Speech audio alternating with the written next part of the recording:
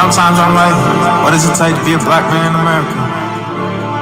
A black kid, a black boy, a black girl, a black woman, a black elder, black anything, colored anything. I don't care what color you is. This song has to pertain to you if you live in America and you ain't white. Yeah, pull it out, then I'm in again. Scream me out unless it's cinnamon.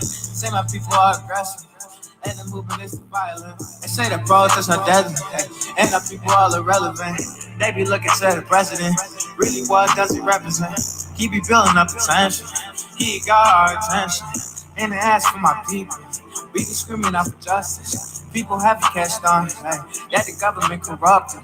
They trying to put you away, try to lock you up for illegal substance. They knocked on the door, but she ain't done just before.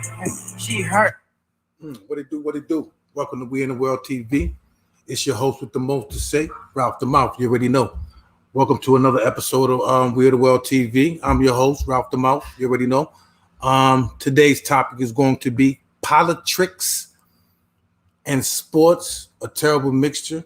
We'll have a few other topics that we're going in. I got people coming. I already got somebody coming in, and I'm gonna put them in real quick as I introduce the show real quick. And we're gonna talk today about that. You know what I mean? We're gonna be different topics. We're gonna have different people on the panel, so we're gonna be all over the place with this. And let's have some fun with it. And welcome to We in the World TV. Oh, they coming in like water. So everybody's not playing. They coming in right now. So we're gonna start the show right now. I got one. There go one. There we go. What's up, man? What's going on? Introduce yourself, gentlemen. You first, Rick. Since you was first, you go first. Introduce yourself, please. I'm Rick from New York. How's things? And Tim, introduce yourself, please. Hey, going Tim Davis. What's going on? Not good. Everything's good. First, I want to say thank you for having me on your show. To the panel, Rick, nice to meet you. Hopefully, nice to meet you, Dave. Or Tim, I'm sorry. Absolutely. Okay. Today's topic is politics and sports. On the sports topic, we could go all over the place with it. The main thing which has always been like a regular force, where you know what I mean, is the Michael Jordan, LeBron thing. Most of the older school guys, we stayed with the Michael Jordan. We seen what he's done, and we stick to it. We seen what LeBron done, and the you know what I mean. The work doesn't add up, so that fight is always going to be there for a minute. So we're gonna go in on that first. I like to go on that first, and then on Politricks. I mean, that's what I call it. I'm not trying to offend nobody. That's my word. So you know what I mean. Whatever. We're gonna go in on that, and whoever else comes in. And we're gonna talk, man. Rick has done a show already. He know how we do. You know what I'm saying? Rick know how we do. Tim knows what's up. So we're gonna have some fun with it. On the MJ and the LeBron thing, what's your take on that? Rick, go first. I'm not real big into sports. Okay. But I never got the impression that Mike was trying to push his own agenda. I got the impression Mike was there to play ball. He was a showman. He went out there, did what he had to do. Where I feel that LeBron is entering into a realm of someone coined it, and I don't know who it was, but it was "get woke, go broke," and it's costing industry a lot of money. And that's just going to cost people jobs. That's where I put it. That's why the headliner. I'm gonna let Tim go right after I finish this. That's why my headliner is Politricks and sports, terrible mixture. You know what I'm saying? You know what I'm saying? But Tim, throw in on that, and we can go all over the place with the gentlemen. This is us. You know what I'm saying? We have but you know that's the topics. We can whenever other people come in, we can go back and forth all day. You know what I mean? We got time here right now. But Tim, what did you feel about that tip with the MJ and the LeBron thingy? Well, the comparison between the two, personally, I look at it like this: we got to give LeBron his credit. Okay. Nobody ever seen the athletic ability that man displays. Now, when it comes down to like discussion on who's the best or the GOAT, you got to go with Michael Jordan because you got to take a lot of things in consideration. League rules are changed; they're not the same like they used to be. LeBron doesn't have that killer instinct. He just can't close it out. He doesn't have that ability to just dominate a game. He could dominate 1 through 3 quarters, But when it comes down to the last 2 minutes, the last minute, the last 59 seconds of a game, he chokes. MJ never did that. And for his size, and putting him at the category of the. It's like I always use this comparison. It's like if we all go play basketball right now. Say we go to the basketball court right now, and there's a guy out there. He's real nice. Most likely, who's going to win most of the games? Him, right? The best basketball player on the court. The best basketball player, 9 out of 10 times, is going to win the thing. So if you're the best, how could you get to the final dance and only come out with you're the best. You're supposed to be the best player on the court. You have it's the best player on this basketball team versus the best player on this basketball team and his entourage. Isn't that not how it basically goes with the NBA? And you have a sidekick, right? And you have a very good sidekick, right? It's true. It goes Benny's pretty much that way. It's two very good players, you know what I mean, versus your role players that you have. You have to make your teammates better, right? Ain't that part of being great? You make your teammates better, you know? I look at it like this. You got to look at it if you really want to have like a GOAT decision. If your life depended on it, who do you want shooting the shot? If you're right. Your family's life depended on it, or you depend on one person to make a life shot to save your family. Who do you want, Michael Jordan or LeBron? Do you want Magic or LeBron? Do you want if they were both on the same team, Reggie Miller? Who are you going to take? So all the accolades, all the stats. I mean, they're all compatible. Every great legends are all compatible within the realm of stats. But when it comes down to it, Kobe, he's an killer. He's an assassin. Michael, assassin. Reggie, you know. So I look at it like you said. It's old school versus new school. The athletic ability of LeBron James is out of the world. We gotta say that. You can't take that away from him. I'm not going to argue that. But if my family's life depended on one person to take a shot, and I had to choose between Michael Jordan and LeBron James, I'm taking Michael Jordan. That's a fact. That's a fact. So with that being said, for me, whether it's old school, new school, I'm basing it on my personal, like I'm one man, one person, one opinion. So I'm going to. What did you think about Rick when he said about LeBron and his political views now? Like, you know, he's telling you to vote, and he got the Black Lives Matter movement. It's all over the you know, they're doing the thing. You know, black people to me are democratic by black. You know what I mean? I know I'm gonna get my head chopped off. I'm gonna get my head chopped off for that. You know what I'm saying? But through my research, and I don't want to sound like I'm some type of mad scientist, but through my research and my observation on Facebook, I'm not even on a political side. I realize, like, if like Rick, for example, if a black person even like look at Ice Cube, his head is getting taken off. You know, see, this is politics and sports we're talking about. So I realize even if you smell the Republican side, the 70 to over 80% black Democratic side is gonna come after you. You're a coon, you're a sellout. And there's a long list. There's a long list of names for just even making your free will decision to just go Democratic. Like, that's it. This is my free will.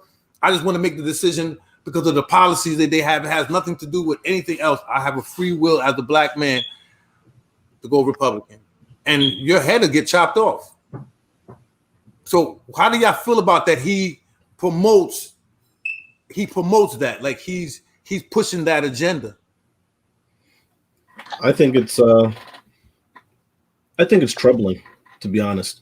I think that anytime you have any kind of personality, welcome to the show, Arms. What's going on? But I think it's troubling anytime you have any kind of public figure, singer, rapper, whatever, using a platform other than what they have, right, to push a different agenda is troubling to me. I.e., for example, if I turn on the basketball game, I'm trying to escape my day-to-day. You know, I might have worked long and hard at work. I want to come home, want to relax, have a couple beers, watch the game.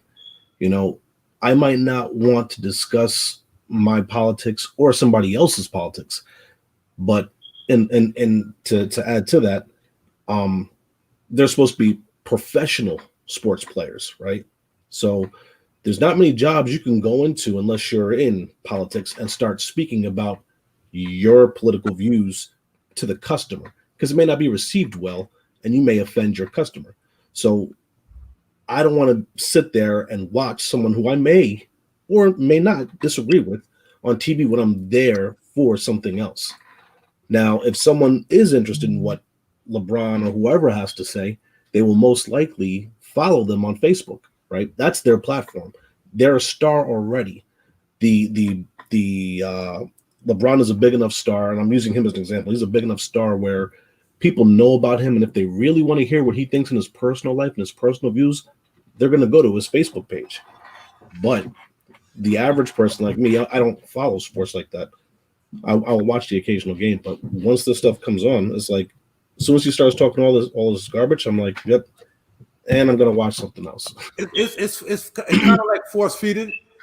Yeah, it's kind of force feeding to a certain point. Your introduce yourself. What up, man? What up? It's me and he knows me ons, man. What you guys talking about? That's what I'm saying. I'm trying to vibe. Today is Politricks and sports, a terrible mixture. We went in on who's the we can chime in on that too if you want. We was chiming in because Rick's not really too much in the sports thing, so we know since his Politricks is added, so I went there. But we could we're talking about just the politics in sports, how they doing it now, how the ratings went down. Even though the ratings, I believe the COVID has a lot to do with it too. You have to add that in, but I think adding the politics and the adding the politics and your customers didn't add up.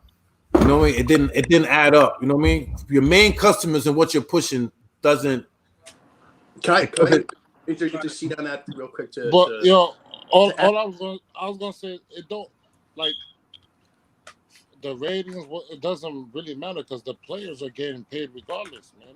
So if they got something to say, they got something to say. You know what I mean? Yeah, they're getting paid regardless, but without the people spending, they fall. I like to add on to what Rick was mentioning about how it's the same thing. It's like if you take your family to a circus and it's time to watch the clowns, you go to take your I'm not being disrespectful to the athletes because they're professional athletes, but when I take a family to the circus and you want to watch the clowns juggle, I'm going there to watch them juggle. I'm not going there to watch them to tell me who they're voting for, what political party they endorse. So, I don't know if that's a great analogy to add on to what Rick was trying to say, but it's the truth. Like for me, I work in New York City. It's horrible. When I come home, I want to put sports on. I don't want to hear what athletes who are millionaires, $100 million contracts, telling me how to live or what I should be fighting for. With that being said, they are getting paid. What they should do is if you look back in history, because I like to put everything in a historical point of view.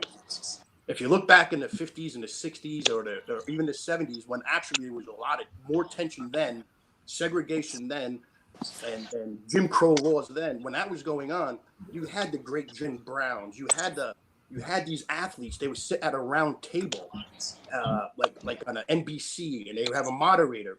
Malcolm X and Jim Brown would debate Charlton Heston, debate this person, and then they would actually have a debate.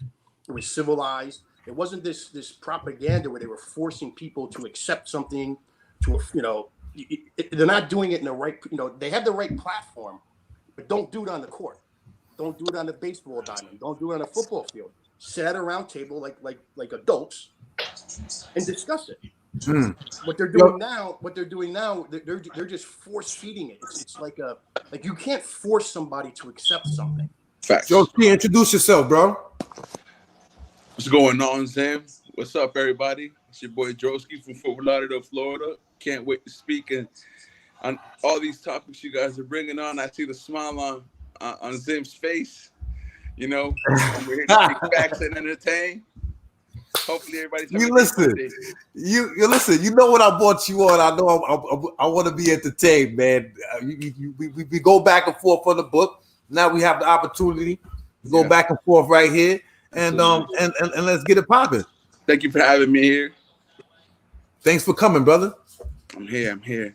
So I'm here. I'm all ears. Whatever you want to Okay. talk about. We was going on the first thing we went on the MJ and LeBron. Who do you feel is the GOAT? We can go on to other sports topics, but who you feel is the GOAT? A little bit in your opinion, because it's more opinion right now than any, we can't go too crazy on it. But go ahead though. Okay, well, in my opinion, but like my synonym for opinion personally is facts. Okay. I feel LeBron's the GOAT. Jordan was nice, but you know what the problem is with Jordan fans? I'd like to take the time to look at every single one of you guys in the eye virtually and say, shame on your parents for raising such liars. Okay? you guys want to stay here and talk about Jordan's the GOAT, Jordan's this, Jordan's that, but forget to mention he was 1-6 before the help got there.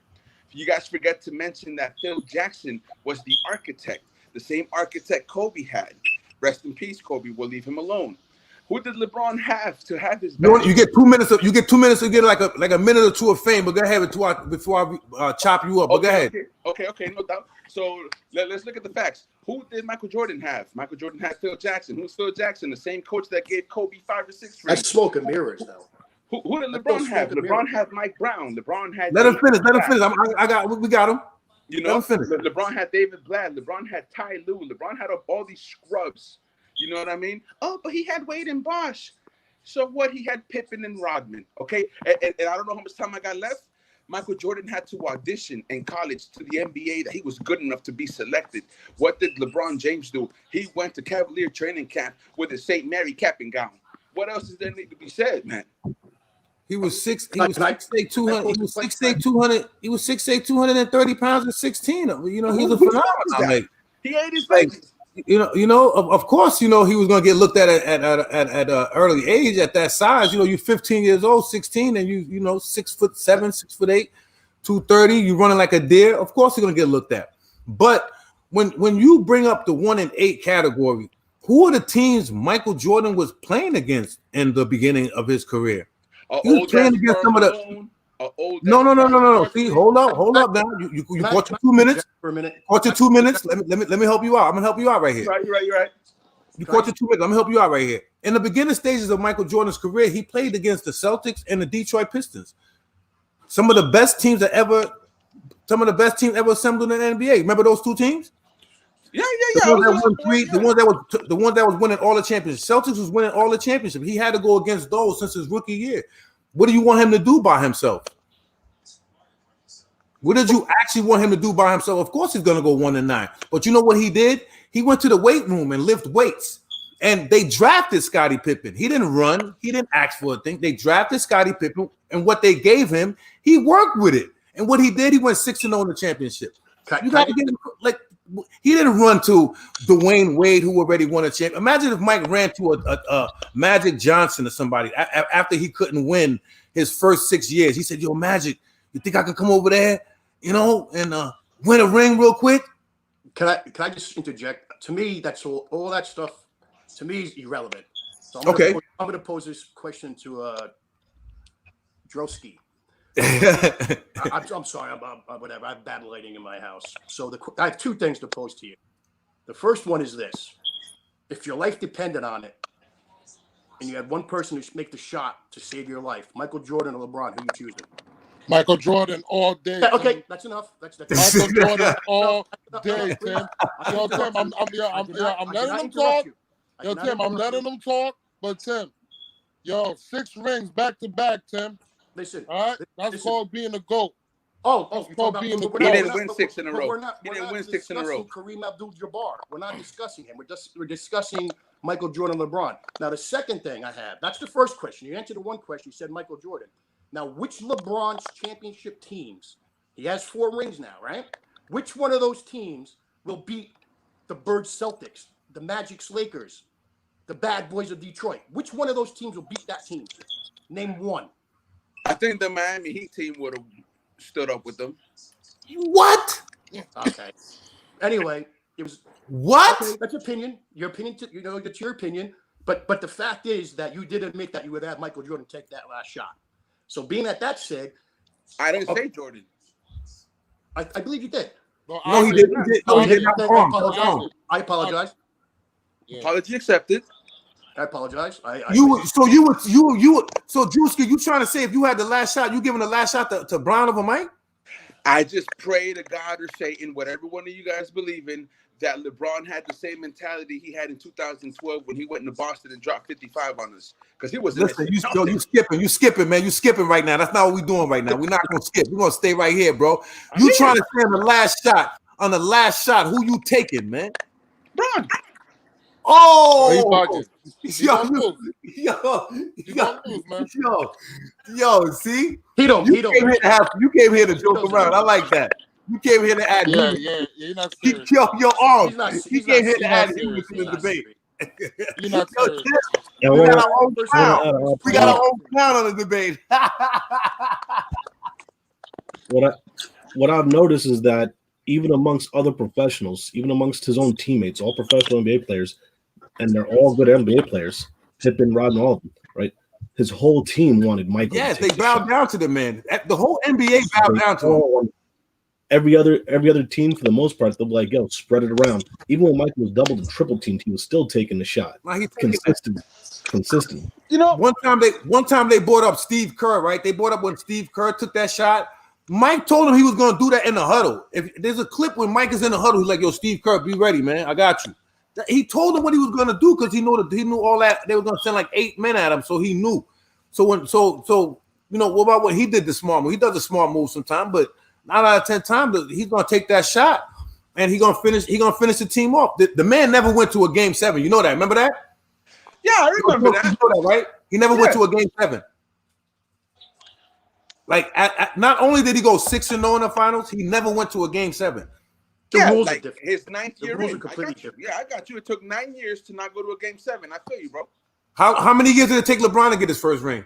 No, it took the LeBron 6'8", 240-pound behemoth. Yeah, but remember the same bad boy Pistons that sodomized Kobe and the Lakers? Those same. Forget about that part. Answer that question. Forget about that part. Answer that question. How many years did it take LeBron to win a chip? Okay. How many years did it take LeBron to win a chip? It took Bron. He came in the league 2003. He won in 2011. 7 years. 7-8 years. 7-8 years. So about the same range, right? Mm-hmm. It took Jordan about 7-8 years. It took him about 7-8 years. What happened? Okay. What happened? Did he bring one to his city? He's from North Carolina. He never played for them. He didn't team hop. Only time he team hopped was when he came back when he was 40. So let me ask you a question. 40 years old. But he's only playing for the Wizards because he wanted to own the team. Remember, he played because of ownership. He was trying to bring up the fan base. He did that for business. That was the business move. And them shits were still empty. But listen, let me ask you this. Okay. Yo, I just want to ask you one question. Sure. What the fuck did Michael Jordan do to you for you to hate Michael Jordan like that, bro? I don't hate. No, hate's such a strong word, my brother. Why don't we lay off? You know what I mean? It's a debate. How old are you? You know what I'm asking. How old are you? I'm 33. Okay. And you know, we can't be having a debate on who's the better shooter out of Jordan and LeBron, because if we watch basketball, since all of us know our basketball, Jordan was a shooter. LeBron is pass first. LeBron James has said plenty of times, anytime you guys see me have scoring over 30 points, I'm mad, because that means that's why he's 4-6. Exactly. That's why he's 4-6 in the finals. You're right. He did say that. I'm not going to disagree with the facts of that. The man said it himself. He said it every time he's going to do that play, he's going to pass first. And guess what that led him to? 4-6 in the finals. You see that? You know out of all the Joski, answer this question. Here go more questions for you. These are all factual questions for you. Out of all the GOATs, right? Who's the only one that has a losing record in the finals? Out of all the GOATs that we're talking about, out of the Kobe's and the Magics and the Jordans, who's the only one that has a losing record in the finals? Bron. Okay. Why is that? Since you want to, you know what I mean? Bring it up like that. Why do you think it's that? You silent there. You don't get silent on me now. There's no yeah, because he got all the excuses for the Jordan. That was the excuse, man. Yo, Tim, tell him don't get silent on me now. I'm waiting, Drewski. Niggas is waiting, Drewski. Where are you? Drewski, say something. You still there? Or you on mute? Yeah, y'all here? Y'all here? Did I There mute you go. you? I hope I didn't mute you by accident, bro. Oh, I don't know. I don't know what happened. You see, Yo, like, what's it's not your playing. we talking about politics too. What's your political position as we stand these days? What's your stance in that? Hey, man, I might have to go with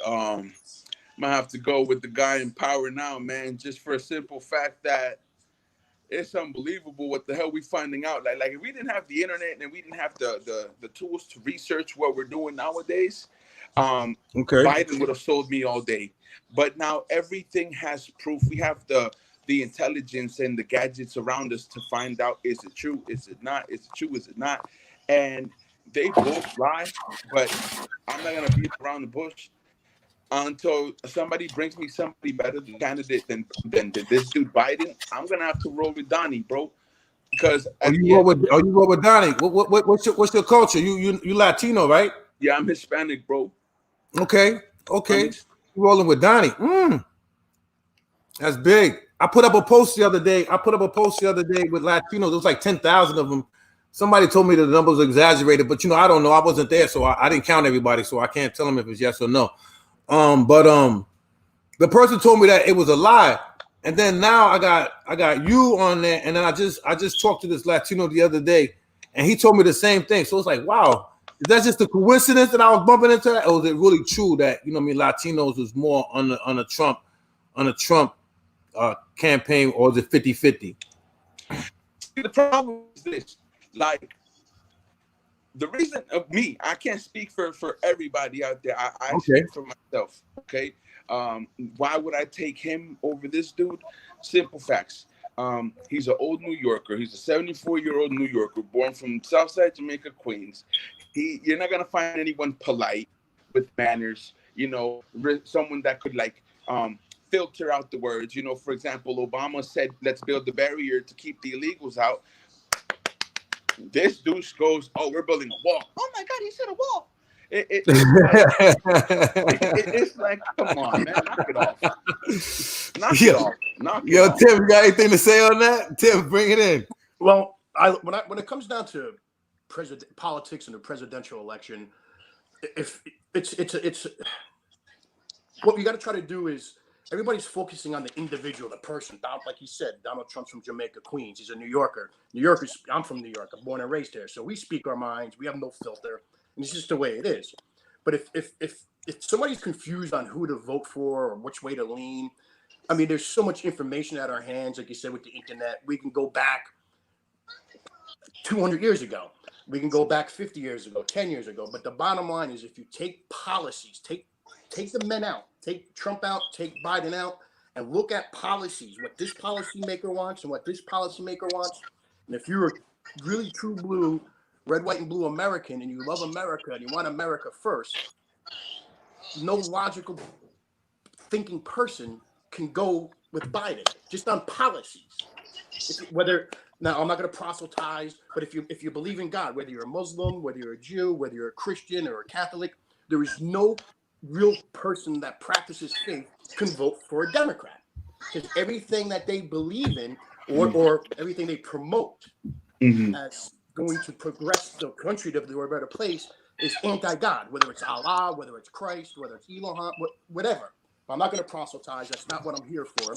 So if you just look at policies, make America great. Do you want jobs here in your community, or do you want your jobs being shipped over to China? China's on the verge of taking I don't understand that thing right there with the China thing. That's very, why it's confusing to me? Because it's like if we're in America, wouldn't we want that as Americans? Wouldn't we want like more the of course, factories, whatever the trade? Wouldn't we want that in our benefit as Americans, people? The thing is, and another thing is, when you look at the policies, and then if you listen to Trump, or if you listen to Biden, or you listen to Republicans, you listen to Democrats, the bottom line comes down to this. President Trump I'm 49 years old. I've been in politics, you know, Ralph. We know each other since we're 11 years old. Okay. So Donald Trump is the first president in my lifetime, and I've been voting since 1989. I don't even think you might have been born there, Joe. 2 years old. Okay, so I've been voting since then. Okay, and I've been in politics since then. Yes, sir. When it comes to Donald Trump, he's the only president in my lifetime where I heard him say, "Screw you to the New World Order (NWO." He said, "Screw you to NATO. Screw you to United Nations." These are tyrannical governments that influenced our society, and they use the American people to conquer and divide. So when I hear he's the first president in my lifetime ever say, "Screw you to the New World Order, screw you to the globalist, screw you to socialism." I don't really think people understand what socialism really is. It's I don't. I really don't. I'm gonna be honest with you. I really don't have like a 100% stamp of what it is. You know what I mean? Like I hear it and I'm like, socialist. Like, why do they? You know what I mean? Yo, Rick, you good over there? You got something you want to chime in on? Yeah, I was gonna let him finish up.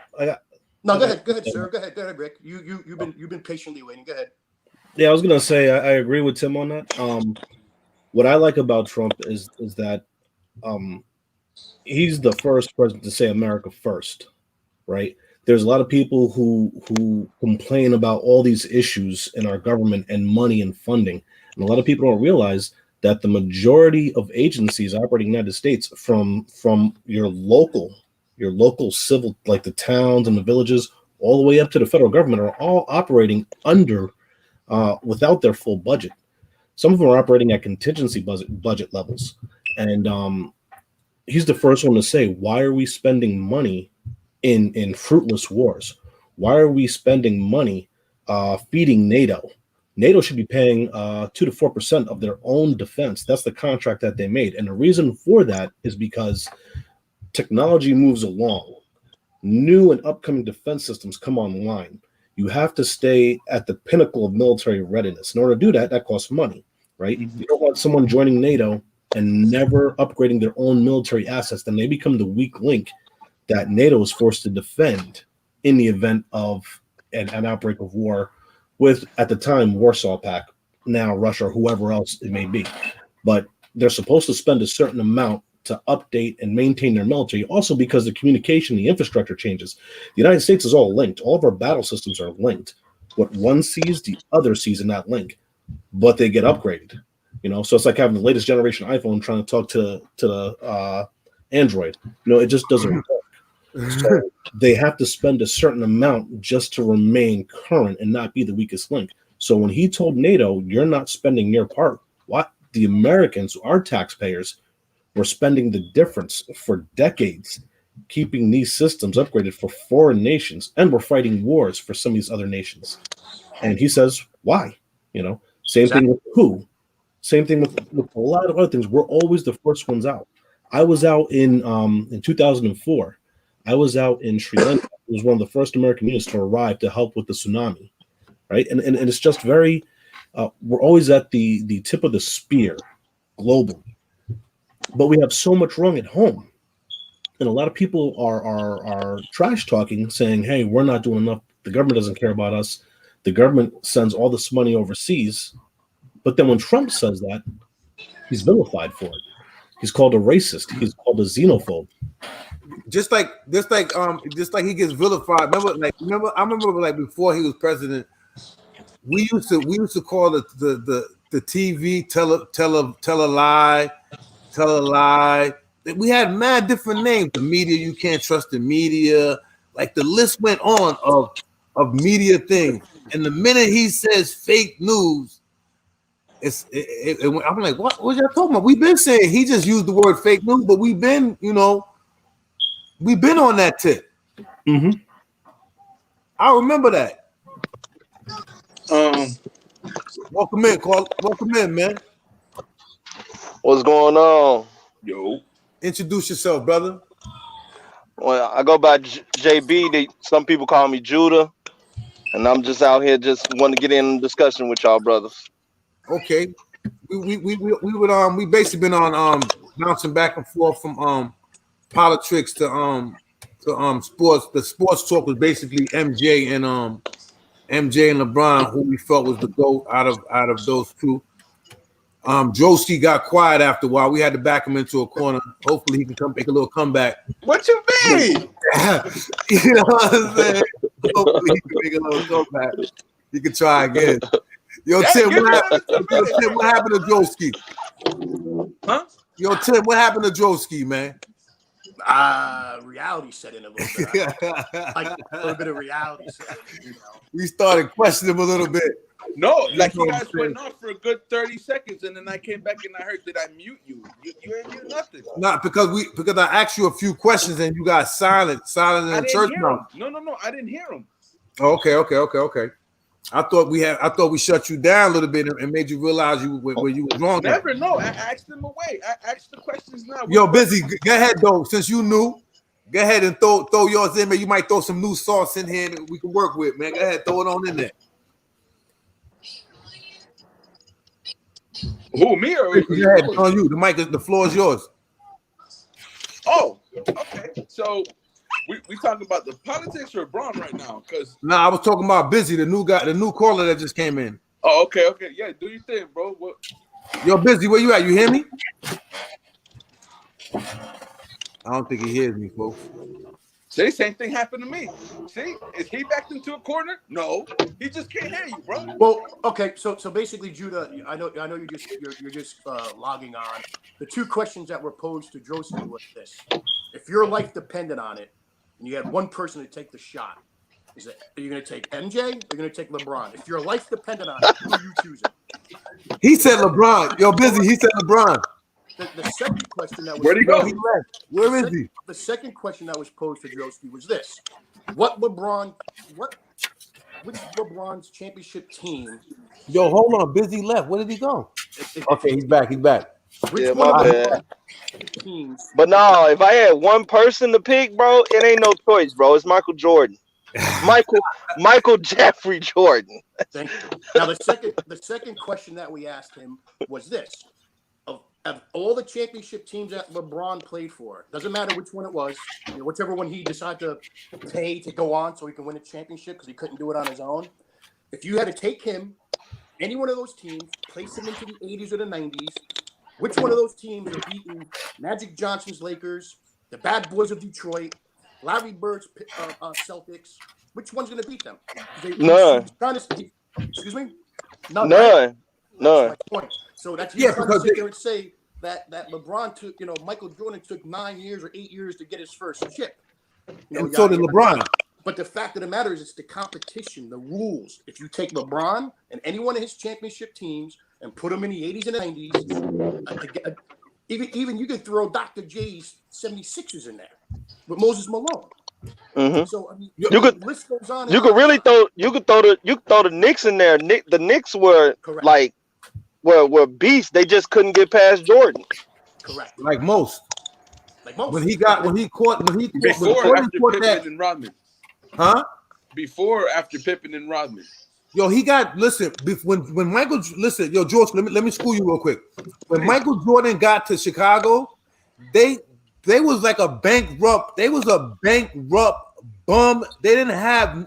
As a matter of fact, you're busy. I'm gonna give you the floor because, as a matter of fact, you're in Chicago, bro. You're from Chicago. You know the history. The floor is yours. Busy, go ahead. Yeah. So when Michael came here, bro, there was literally nothing but dope heads on the team. The Bulls was known as a complete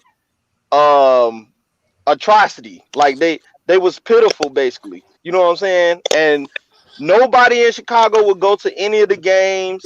It was bad out here. When Jordan came, he literally came and it lighted the whole city. As soon as he got here, he was taking a bunch of guys who literally admitted to being on dope, and he took them to a higher place. He took them to the playoffs the first year he was here. You know what I'm saying? So that's respectable. So LeBron has superstars, right? Like Boobie Gibson and Anderson Varejao. I feel you, bro. But listen, you see the names you bringing up? Yeah, you bringing up. Okay, listen, you bringing up. Okay, you calling them bums. You're bringing up the beginning of LeBron's career, and he Right. just bought you MJ's career. MJ's first year in the league, he brought Chicago Bulls to the playoffs. LeBron didn't do that. No, he didn't. The Cavs missed the playoffs their first year. Okay. And Carmelo Anthony should have won Rookie of the Year that year because he took the Denver Nuggets. He took the Denver Nuggets to the playoffs. They gave it to LeBron because he was the number one pick. Yeah, they gave it to LeBron. Meanwhile, should have went to Carmelo Anthony. So Melo should have won that Rookie of the Year.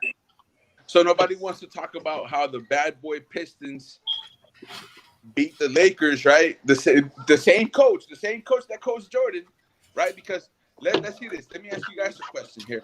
Do you guys believe in coaches, or coaches are just? Of course, I believe in coaches. Yeah, of course. Of course. So how many rings did Jordan win without Phil Jackson? How many rings did Kobe win without Phil Jackson? Okay, how many rings did Phil Jackson win without Jordan? One.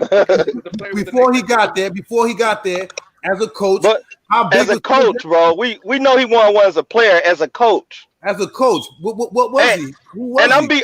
I'm be honest with you, bro. Phil Jackson didn't come up with the triangle offense. No, he didn't. And like, Jordan was averaging 30 points his rookie year. Okay. Yeah, and the system wasn't a triangle offense. It was really a one-man ship. It was a Jordan ISO. They would give it to him, and he would just do what he does. Everybody else just got to be in position. That's it. It sounds familiar. It sounds like the number 23 in Cleveland and the number. Nah, man, cut it out. He gonna pass the rock. He gonna pass the rock. He passed the bottom line. Soon as he get hot, he gonna pass that ball. Bottom line, it comes down to this. Yes, coaches make a difference, and whether you're playing Pop Warner football, Little League baseball, coach makes a difference on every level of okay. So Ron won 4 rings. The coach without Phil. A coach puts the team together and makes up a plan. It's the players who execute it. Okay. So it's the players who execute it. So whether it was Phil Jackson, Chuck Daly, Pat Riley, whoever coached Michael Jordan was going to get those 6 rings in that team. Thank you. You know what I wanted when we finished talking about? You know what I wanted to talk about too, fellas? I wanted to bring up that team, and they would win. Do y'all believe the NBA is rigged? Yes. To a certain extent, definitely. I believe every sport is rigged, bro. Okay, listen. To a certain extent, yes. Okay, rigged how? Like, how is it rigged? How? All right, so the league has its preference on who it wants to like win and who they want to like prop up. I believe so they are like favoritism. They'll edge it. Yeah, like they'll edge it. Don't get me wrong. That's why a lot of upsets happen. Because a lot of times they placing the edge on a certain team, and then the underdogs come in and win. So it can't happen. They just put you in position to win. Well, you got to compare it to this. You got to take into consideration too. Okay, it's all sports. It's not the NBA. Every single sport is $1 billion a year industry. $1 billion. All right. Now you go into business with the franchise. And then you have bookmakers. Who's the bookmakers? Why? How come in all these sports for years, all these years, bookmakers are dead on. They know the spread. They know this. Who controls the bookmakers? Anybody? Vegas. Who controls Vegas? Let's be real. This is real talk. Who runs it? The mob. Italian powerful man. Bingo. The mob. So the mob, just like when Larry Holmes, when he was getting ready to beat Rocky Marciano's record back in '83, but you know he definitely was going to beat Rocky Marciano's record. Or how De La Hoya was going to beat Mayweather, but they swapped it up. Yeah, I know. Okay, so we can't prove this. We're just speculating. We're just guessing. Oh man, he just said Mayweather. What about Mayweather? Bro, he beat down Oscar. He beat Oscar up. Chill out, Drosky. Stop that. Are you kidding me? Are you kidding me? The point I was trying to make is just like our government and politics. Our government and our politics from the 19th, they learn from the mob. Everything's mob controlled now. That's just the way. Like, I'm a New York City construction worker. Okay, do I want to admit that? Well, I don't know behind the scenes, but obviously, come on, it's New York City. I'm a mason. I work to do terrazzo floors. Who controls the cement industry? It's recorded. since the 20s up until present day. I can't prove it, but it's the shadows behind the power that controls everything. Right. So if you're LeBron's teammate or you're this guy's teammate, and there's a 5-point spread, and you're the point guard, and you make $1 million a year, this guy makes $30 million a year, and some guy comes up to you out of nowhere, and you could be a tough guy all you want, you can say whatever you want, and they say, listen, we know where your grandmother lives, we know where your grandfather lives, right? You know what I'm saying? A little bit of point shaving. If not, hey, your grandma. I think this is where I want to come. Let me piggyback off that right there. This is where I come in on that. This is where, like, when people say it's rigged to that point where, like, I think it would have leaked out by now. Like, out of all these players, not one player that happened to, nobody's gonna say nothing. Out of all these years, you know what I mean? Like, that's too many moving parts. Like, they're under oath, bro. It's like a pact that they made, man. It's not just, oh, you're super talented. Like, you guys don't sit around and watch some youngins play and you guys be like, remember, we should be in the league. But if you guys remember, I'm sorry, Josie, for interrupting. I apologize. But if you guys want to be honest, if you guys remember, it wasn't a couple years ago, maybe 5 years ago. There was like 3 or 4 NBA refs who came out in a minute. Yeah, Billy Donovan. I mean, thank you. What was his name? Donahue. Was it Donahue? But I think it was Donahue. Yeah, Donahue. Yeah. Donahue. Yeah, that's right. And they admitted that they were fixing games, they were fixing games because they were involved with Vegas. They were making bets. There was like. And speaking of Jordan, that year, what was the championship year that he when his dad died? That was was that number 1 or 2? The year his dad died, he just finished winning his third. He just finished three-peating. So the 3-peat. He wasn't supposed to win that third one. Like, they wanted him to lose. He wasn't supposed to win that. That's one of the reasons why he cried a lot, because they threatened to kill his father. They threatened to come after him. That's the word. He wasn't supposed to win. That's what was being said here in Chicago. He wasn't supposed to win that title. He was supposed to lose. Who was they playing that year? I'm trying to remember. That third one he won it against the Phoenix Suns, right? The Phoenix Suns. The Phoenix Suns. Yeah, that year against Barkley and them. Yep. Against Barkley. Yep. Barkley was MVP. Correct. Yep. They want the mob wanted Phoenix to win. Absolutely. And they told Jordan not to win that title, and he won it anyway because he's just such a competitor. I mean, there's just so many ways you can rig any sport, high school sport. You can rig any game you want. Okay, like it was proven in 1918 with the Black Sox. Yeah, but how do you from Chicago? Like football, for example? You see when what's her face made? How do you rig these catches and these somebody getting hurt? That's the part of. And let me get a sec. Like, that's the part that a lot of people get confused on. Like that part, the players are usually not in on it. Okay. Like a lot of the players are not in on it. They don't usually go to a lot of the players with it. Now they'll go to some of the top players, you know what I'm saying, and try to get them. But the smaller kind, they really don't try to, like, you know what I'm saying, get with them. They focus on the people who can change the game, which is the referees, like the you know what I'm saying, the officials and stuff around the game. You get what I'm saying? Like I said, they have a certain person or a certain team that they want to win, but it doesn't always happen because of what you just said. Like amazing plays happen, like crazy shit happens in the game. You know what I'm saying? So that's why it's one of those things. I just look at one of those things. I just also look at it for Vegas and the bookmakers, for the odd makers to always be almost dead on accurate week after week, year after year, decade after decade. There's something up with that. There's no person that can predict every single game almost to the point. That last fight from Saturday is 2.5 points. That last fight from Saturday was an example. What do you mean? The only person that knew to bet on tail, right? Tail, was Floyd Mayweather. He put Floyd Mayweather, 2,500. Because he made like 20,000 out of it. He started. Yeah, he betted 2,500. I think it was 2,500, something like that. It wasn't nothing big. $6,000, bro. I just read and it was nothing big, and he won some racks. Because everybody thought Lomachenko was going to win. I would have not seen that as a draw. If you guys seen the fight, Taylor was all over Buddy the first 6 rounds, but then the last 6, he started getting caught. You know what I mean? But they gave it to him anyway, so it's like you thought Oscar De La Hoya beat Floyd? When I saw that fight, I saw it live and then I saw it again. I've never seen any other boxer give Floyd that thing, you know, where like he. Nah, like, man, you bugging, man. Only one boxer only ever gave Floyd a real challenge, and that was what's his face? What's his name from New York, man? Zab, man. Zab's the only one, man. He buckled Floyd. He's the only one that really like buckled Floyd and Sugar Shane Mosley buckled Floyd in the 2nd round too. Nah, that one was we thought when we touched the ground. When he did the stanky leg before it was even made, bro. Come on, dog. I don't remember that one. I might be off. No problem, dog. I got you. I might be off. You're busy. What do you feel about politics and sports in the mixture?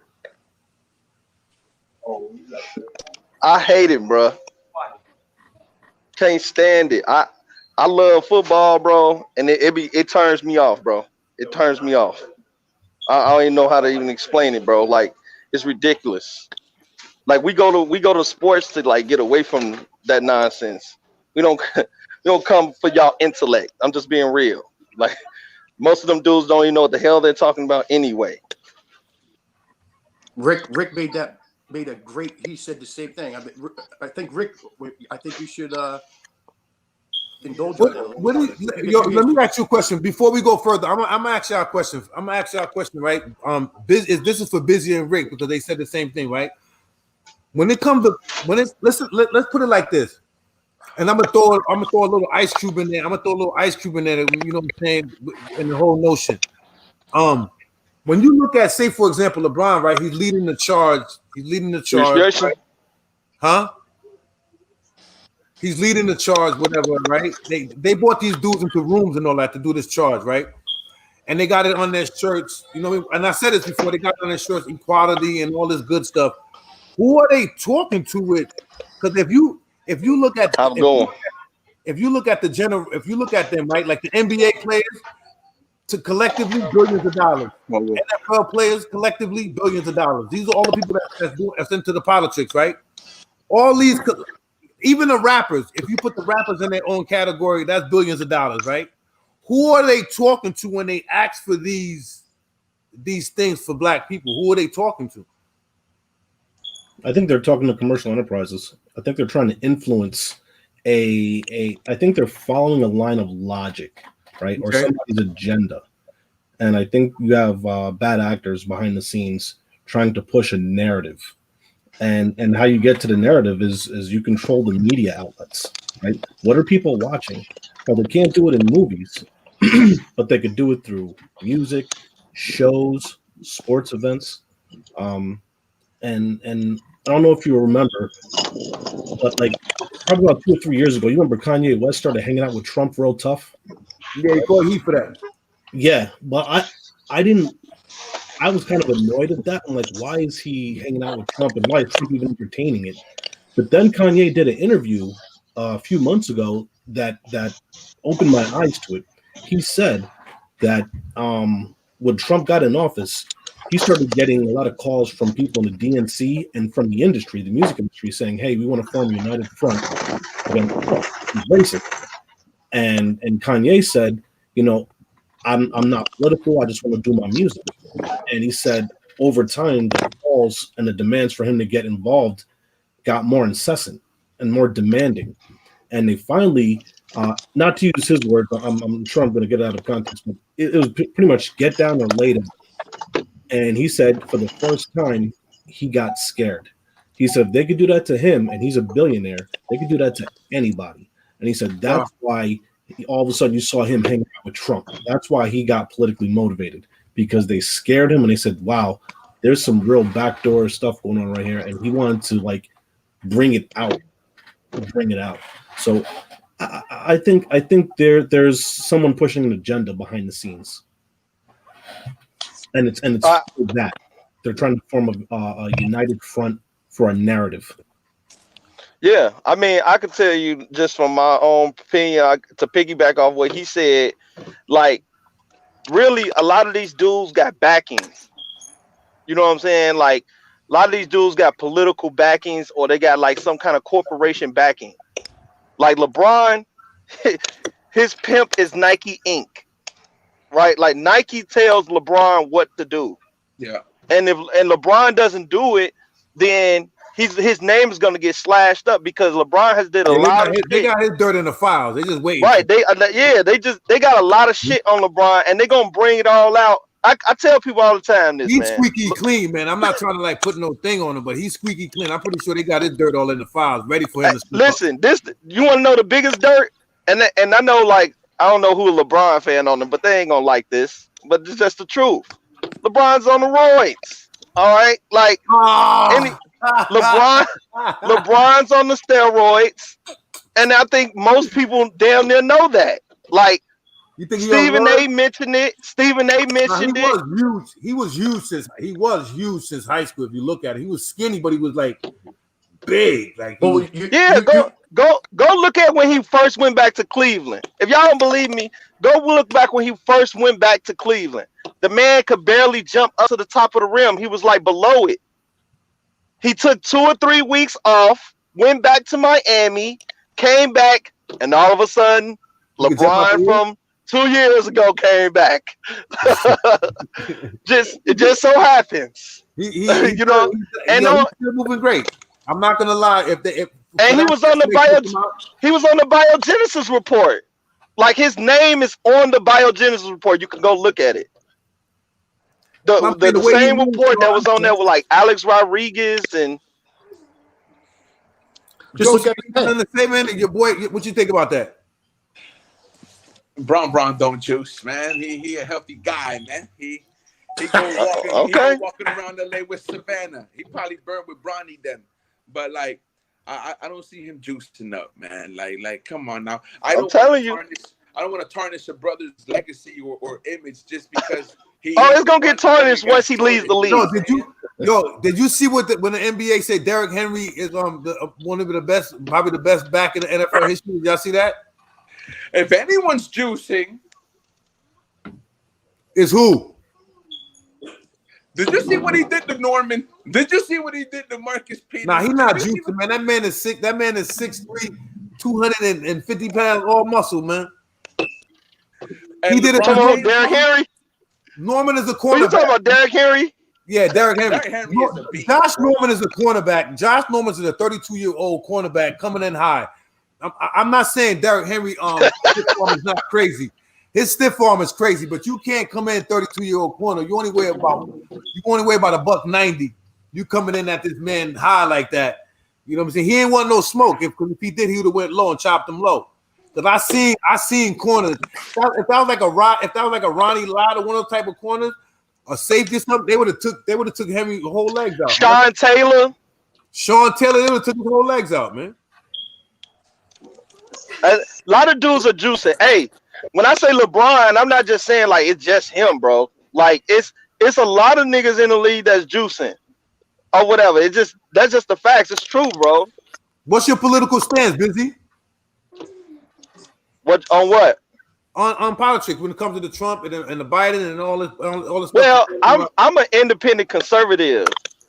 You know what I'm saying? So you got to convince me, like, on what side of wings I'm gonna go on. Like Ice Cube type, and really, Ice Cube thing. Right? Yeah. I mean, because anybody, when you just commit to just one party, it's like that party could do anything and say anything, and it doesn't matter to you because you're gonna vote for them. Okay. Right. Like they have no incentive to go out and do the right thing. Right. Like the Democrats don't have they like, you know, since we all men here, they're like women. They just expect like you to do shit for them, like to give them shit, to give them your vote, and they're just gonna go out and do whatever the fuck they want to do. You know what I'm saying? Like that's what Democrats do, bro. The Democrat, like we discussed this earlier, I don't think you were on, Busy, where we discussed it about policies. Right. In my eyes, the Democrats to me are morally, spiritually, and economically bankrupt and out of ideas. They have nothing to propose for any person in this country. Only thing that they want to talk about is abortion and gay rights. That's the only two things they want to do, and that's who they cater to. They don't care about they don't care about black community. They don't care about white community. They don't care about white workers, black workers, because those like Buzzy said, that's an independent conservative. That's independent thinking. Or like me, I'm not a Republican. I consider myself a constitutional conservative. But the key word is conservative. Okay, it's not Republican, it's not Democrat, because they're both the same. It's the power and the ideologies behind those parties. Conservatism and liberalism. And just because we say conservatism and liberalism, it's like a new word in this, this century or early 1900s, but it's the same ideologies that have been plaguing the world from the beginning of time, from the pharaohs of Egypt. Yeah. The same ideologies. I think, Tim, me and you talked about this before. Like, absolutely. This goes all the way back to the ancient times. Like, correct. They don't believe, when they be talking about God, right? Well, anytime you hear like those Democrat politicians say anything about God, they're not talking about God in the sky. All right. They're talking about the God that they worship, which is the damn devil. Yeah. All right. Now, you ain't got to be spiritual to know that the damn devil is evil.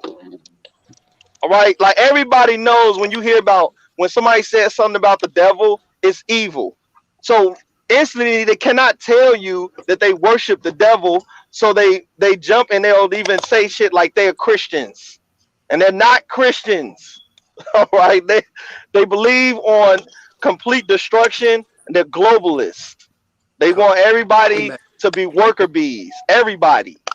And I made that point what you said. I made that point exactly. I said, right.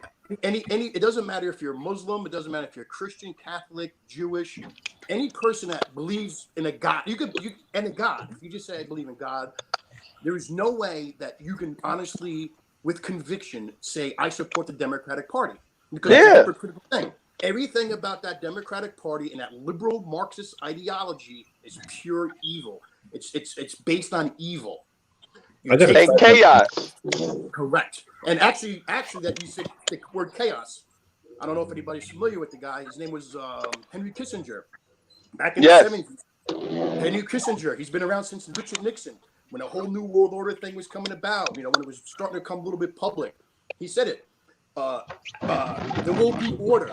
There will be a new world order, and out of chaos will come new world order. And we will control the foods. We will control the water. What's going on now? We're going to start having famine. We're going to start having no water. Like, a gallon of water costs more than a gallon of gasoline. Like, think about it. How is gasoline cheaper than water? Yo, who's that moving the chair in the background? You got a lot of noise. What's that? Somebody's moving the chair or whatever is making a lot of noise. I mean, so basically, it comes down to, from my experiences and from my research, is it a planned economy or is it planned destruction? It could be both. I mean, obviously we don't have enough time, but I mean, if you really indulge into the history of how it happened, we were forewarned. We were warned of this from Plato and Aristotle. We were warned from John Locke, Hobbes. We were warned from George Washington. We were warned by Malcolm X. We were warned by Frederick Douglass. We were warned by so many. When they say radical Republicans or radical right wingers, think about history. Who the radical people were. Moses was a radical. Jesus was a radical. Gandhi was a radical. Abraham Lincoln was a radical. Frederick Douglass, Harriet Tubman, all Malcolm X, Martin Luther King. They were all radicals. And what did they do? They assassinate their characters first, or they assassinate their physical beings. Here we are in 2020. You can't assassinate people anymore like that and get away with it, the way they did back in the day. So now you just do a character assassination. So basically what they're doing is the media, propaganda. They're calling good bad and bad good. Yeah. And it's just, to me personally, I'm just, like I said, I'm one person, one man with one individual, my own personal opinion. But I always base my things on history, historical records, not just opinion. So I always go back to history, and this is another thing about history. People, they think, oh, I read a history book. I went to college. I got a degree in history. That's, to me, that's just buffoonery, because even today in 2020, our teachers, our professors, they don't know history.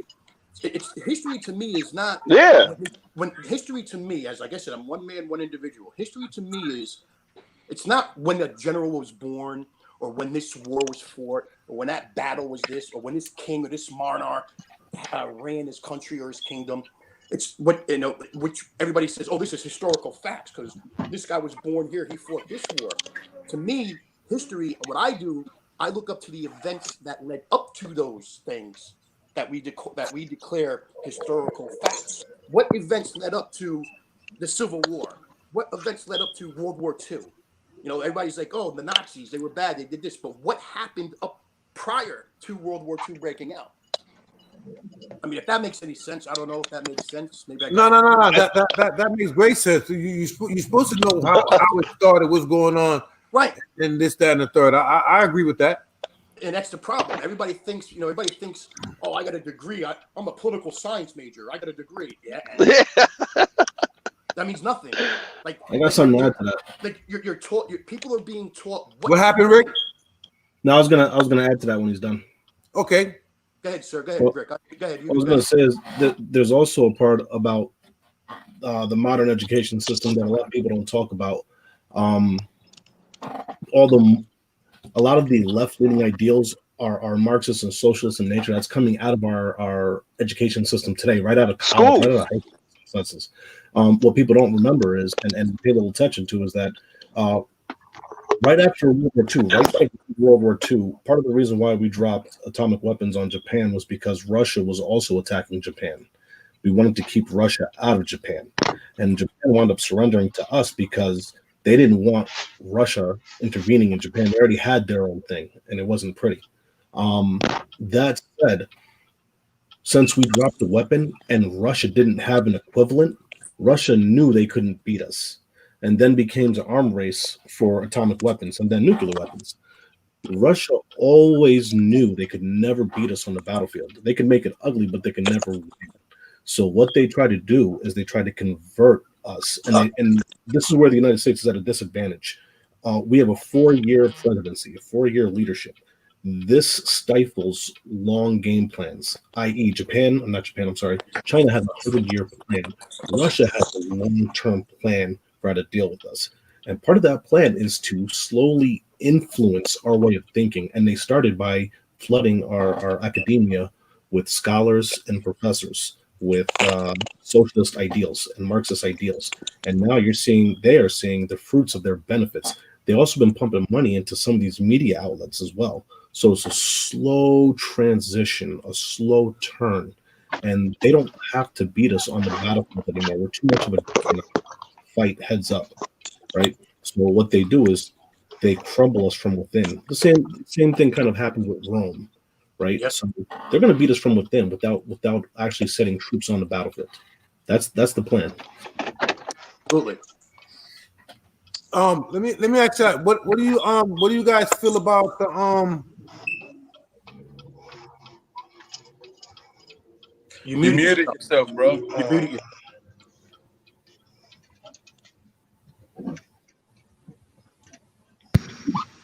the Ice Cube thing that just came out, right?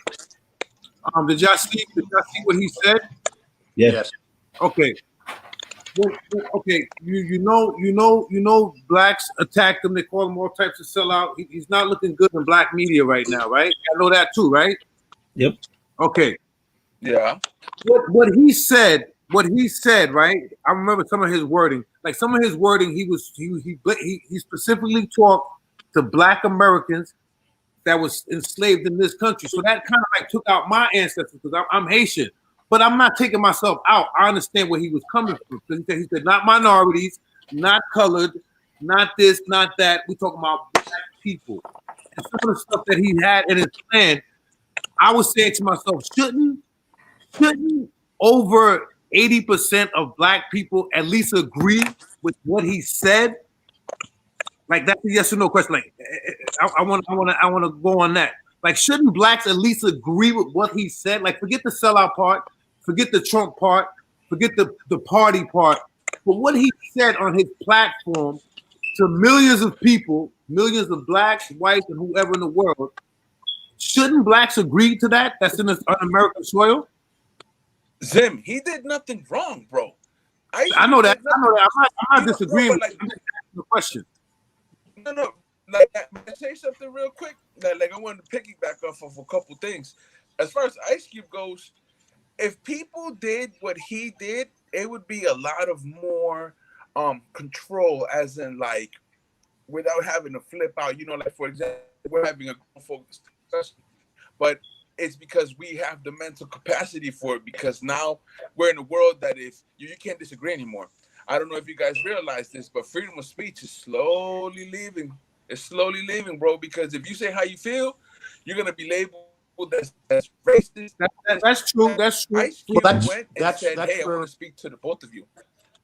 Well, that's where I want to speak to the both of you. And one party said what you gotta say, and the other party said maybe tomorrow. You know what I mean? So it's like he time a day to express himself, and I'm for Ice Cube, man. And it just sucks that it doesn't just suck, but it's ironic which party was the one that said, "Come on over, bro." You know, we're watching people get brainwashed, bro. Like you guys mentioned about the television news, a lot of people are being brainwashed with showing us things like, for example, oh, Trump did this, Trump did that, but like they don't mention things like, oh, Trump was the one that opened something, I think, here in Mar-a-Lago where whites and blacks can go ahead and do this. You know, like he chilled with Rosa Parks and them, like you know, like it could be either for TV time, who knows, you know, but like he was disliked, effective when he run for president, because we're old heads here. Every single rapper in the 90s used to always Donnie on the bars, rich like Trump, this like Trump. But then the news specifically said he's the bad guy, so he's the bad guy. And they want to go ahead and wave things. Like, I'm Hispanic, so guess what? Newsflash, if the world doesn't know, I'm a minority too. In this room today, how many of us are 1, 2, 3, 4? 3 of us are getting shot down. No disrespect. This is just the way that it was back in the day. Yeah, no disrespect. I didn't think I had no disrespect at all. I didn't take it as no disrespect. You know, when he said it, I'm like, okay, he should be talking to his own. He should be talking. Like, there's nothing wrong. People get it twisted when somebody talks for their own people. It's like, that's his Steve talking to his people. Like, what the hell is wrong with talking to your own people? I don't see a problem with that. I'm sorry that I don't see nothing wrong with somebody talking to their own culture and so on and so on. Yeah, but what I'm trying to get at is that black people took the initiative. They ran with the black on black hate rather than just saying, you know what Ice Cube is saying is kind of smart. Like, let's run with that. We don't like the we went to the Republicans. We don't like the Republicans is the one. But that idea, let's stand behind the idea. Let's not call it platinum plan. He had a thing called CW. What is it called? CWBA. Whatever. Right? He had that. Y'all didn't even want to stand behind that. Right? They didn't want to stand behind that, right? No, the issue I have with it is, and it's gonna sound real fucked up, but it just shows how lazy the populace has become. Nobody does fact checking anymore.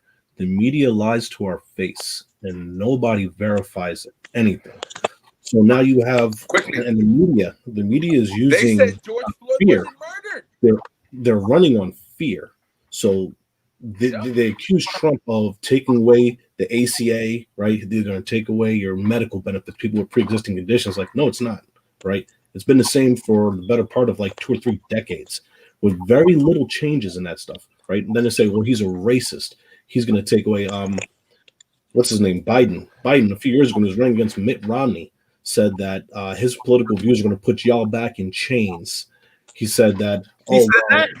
Yeah, Mitt Romney. When Biden said that about Mitt Romney when Obama was running against Mitt Romney, or he was running, one of them. But he said that the Republican Party is going to put y'all back in chains. He also said on was it Charlemagne? He goes, if you don't vote for me, y'all not black. Or if you have a You're not problem, black. That's That was, disrespectful. that was a slap in the face. right, Hey, he's gonna go on. hey, Can I just want to interject one quick thing? he also said that Hispanics are more diverse. Like they thinking is more diverse than blacks, basically, in so many words. In Yeah, layman that's terms, disrespectful too. in layman terms, he's saying that black people can't make their own decision on their own without. That's exactly what he said. That's And in layman terms. that's exactly what he Black said. people can't think, you know. And it's offensive. And he also says, you know, black people and poor kids can be just as smart as white kids. White kids. Like that's insane. So what about the jungle? What about the jungle part? I was shocked when I seen the jungle one. Yeah. He also said that Obama was the first black man to be straight laced and articulate. Yeah. I was like, what the fuck? See, what did he say? He said Obama was the first mainstream black guy to be clean cut, well spoken, and articulate. Oh, Yeah. wow. So Muhammad Ali was just a shit for giggles, like Right. Martin Luther King, Malcolm X, Malcolm X. Marcus Garvey. I mean, like, it's so many like guys, like, and he just like went right over that. Well, here's another thing. His own VP candidate, Kamala Harris, on stage called him racist. Yeah. All those but now she's with them. And she said, I was shocked when I seen that. The power of the media, how it's all forgotten. Forgotten. But we're super predators, remember? And here's the thing. We're super predators. That's what Biden said. We're super predators.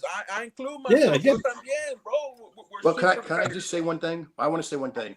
When I usually I don't do it on Facebook because Facebook's just whatever. But when I have these discussions, because I like I said, I'm a New York City construction worker. I'm a union member, and we have a lot of diverse people in my union.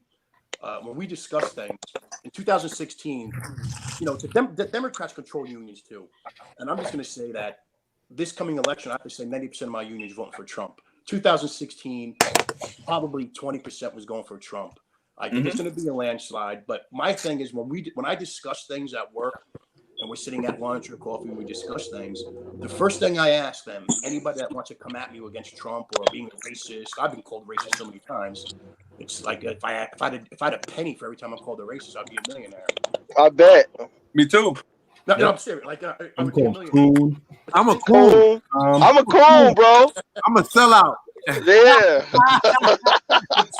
but see, that's where it goes back to what I said.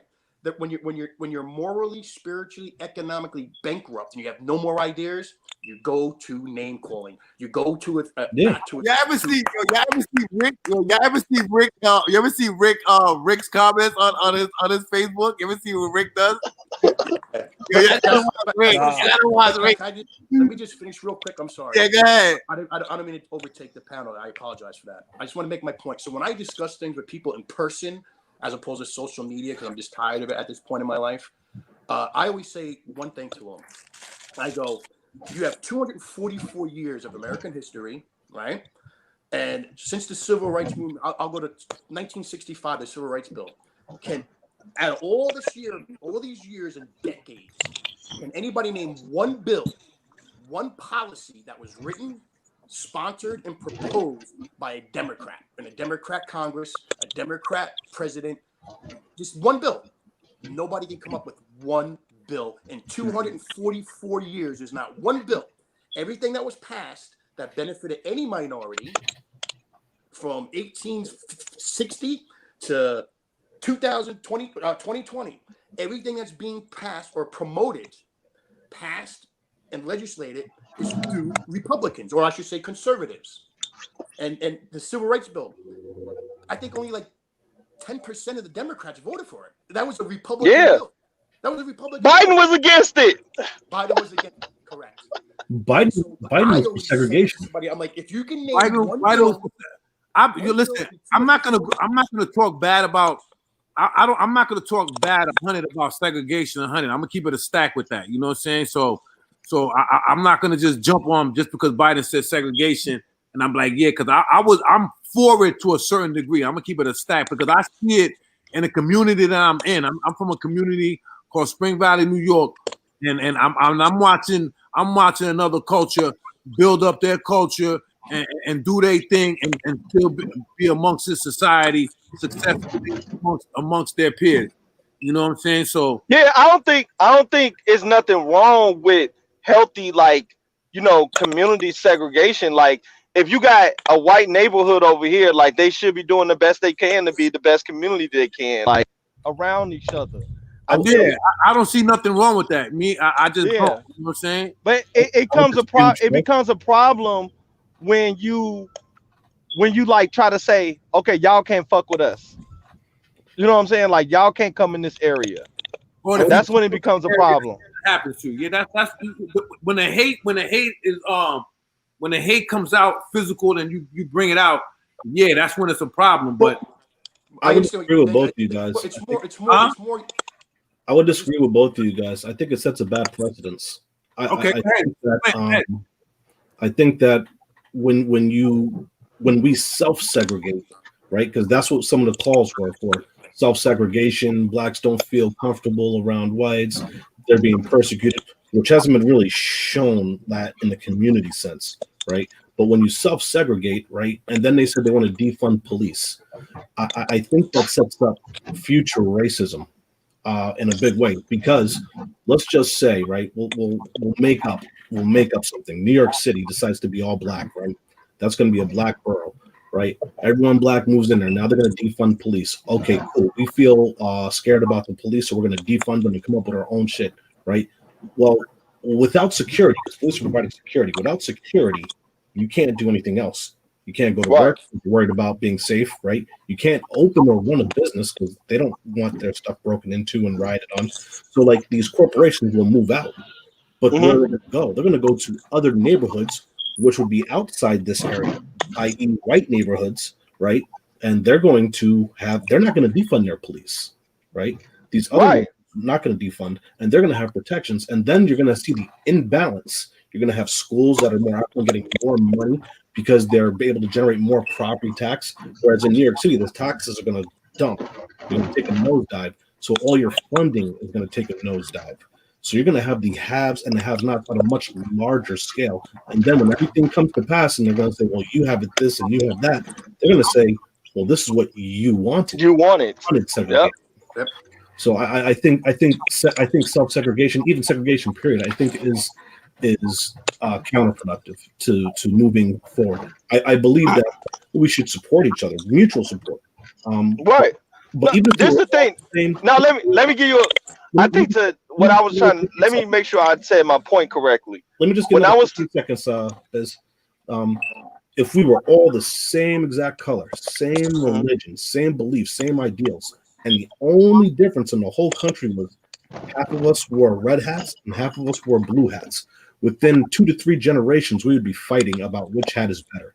And I think that's part of human nature. I think the more we integrate and commingle, the more homogenous we'll become over time. But I think separating us into categories, I think, is counterproductive. But I'm sorry, but go ahead. That's part of that Marxist ideology. Though. That's what they do.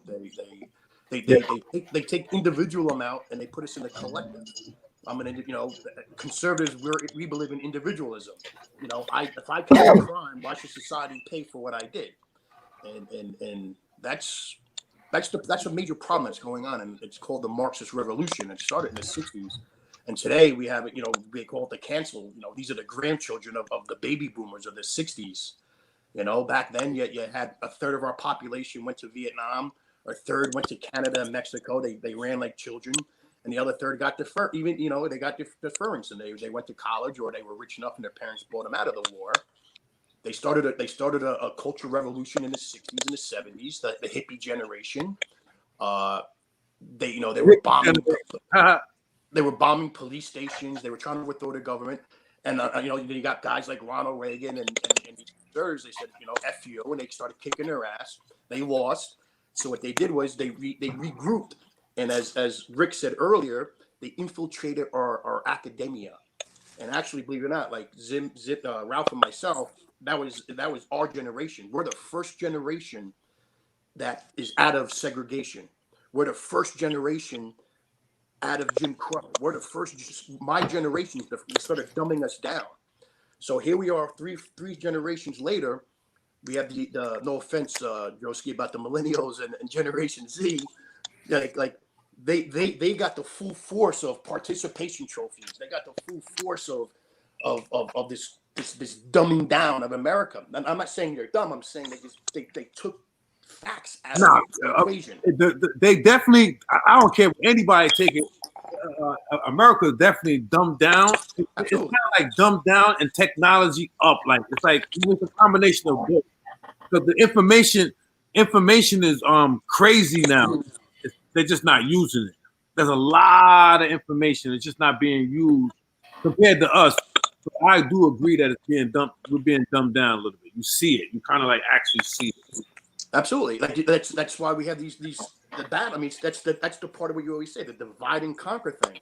That's divide and conquer is a tool of you know what I mean? Like, you know, that's why when we do these type of debates and all that, everybody can have a different thing. See, I brought up the segregation, how I believed in it, and then, you know, Rick brought up something, and he brought me into a whole new like he makes a good point. The problem is this: forced segregation and forced integration I don't think is a good thing. You can't force it. You can't force it.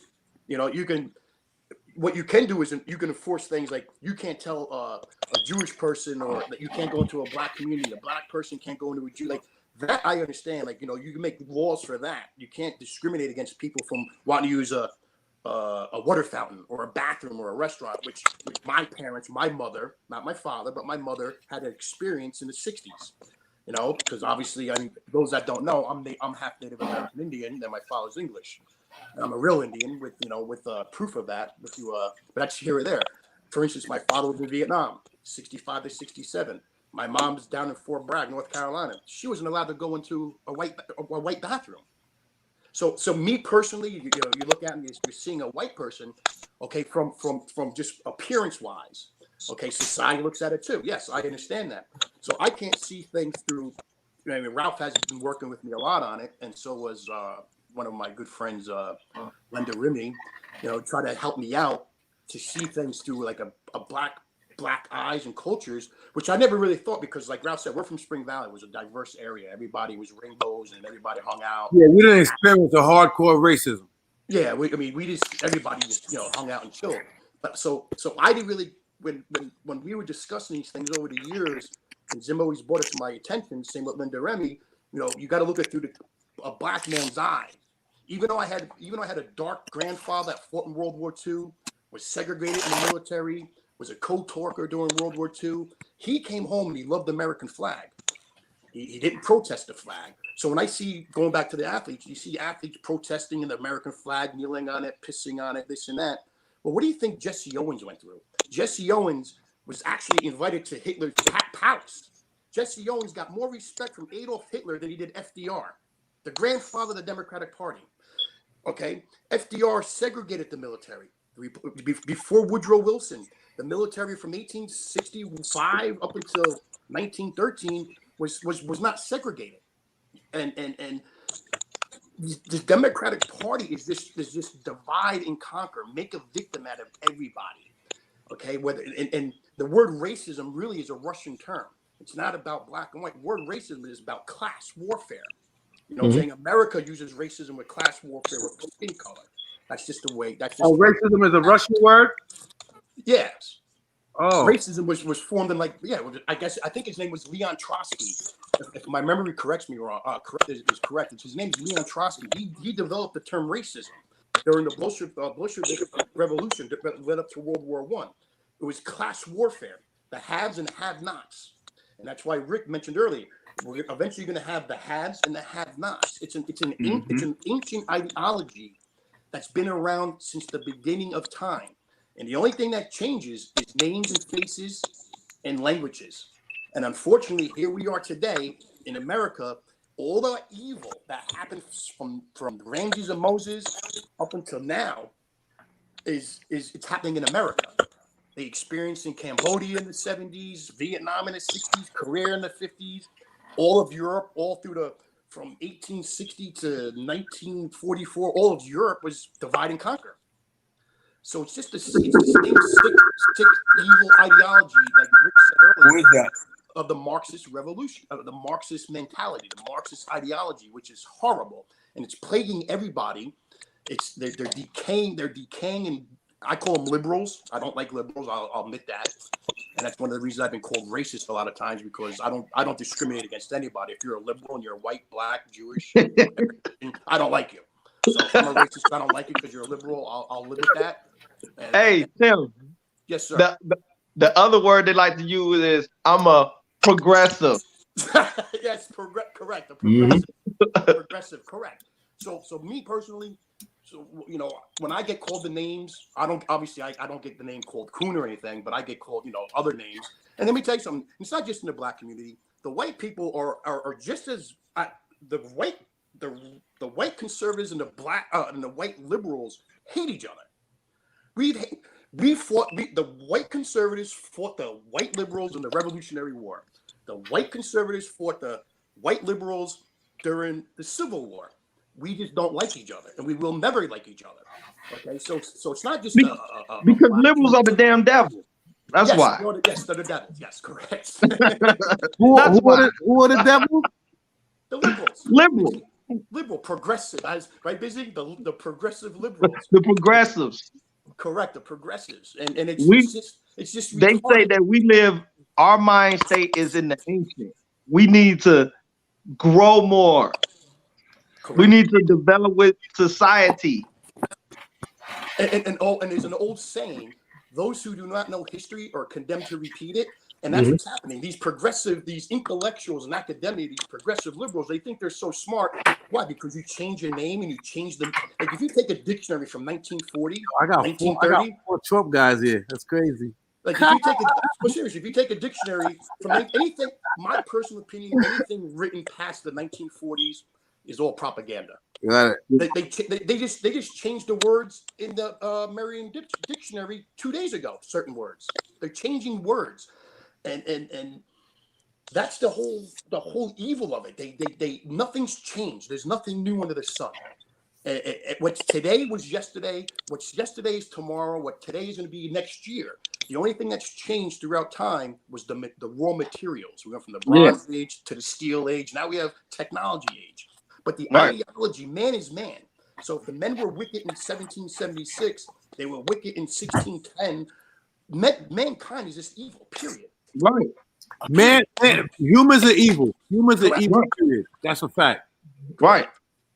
And that's why God says, he said, I'm gonna say Jesus, but we call him something different. But I'm gonna just say Jesus. Jesus said, a man came up to him and said, teach me good. And he said, asked him a question like, why are you good? And he said, I am not good. There's only one that's good. And the reason why he said it like that was to let him know that, look, I'm a man, and men in general, like humankind, is evil. Absolutely. So don't call me good. There's only one person that can be good, and that's the one who created us. Absolutely. Amen to that, brother. Amen to that. So he's like, he knows even in himself he could commit evil. Even I get out of amen. Ha ha.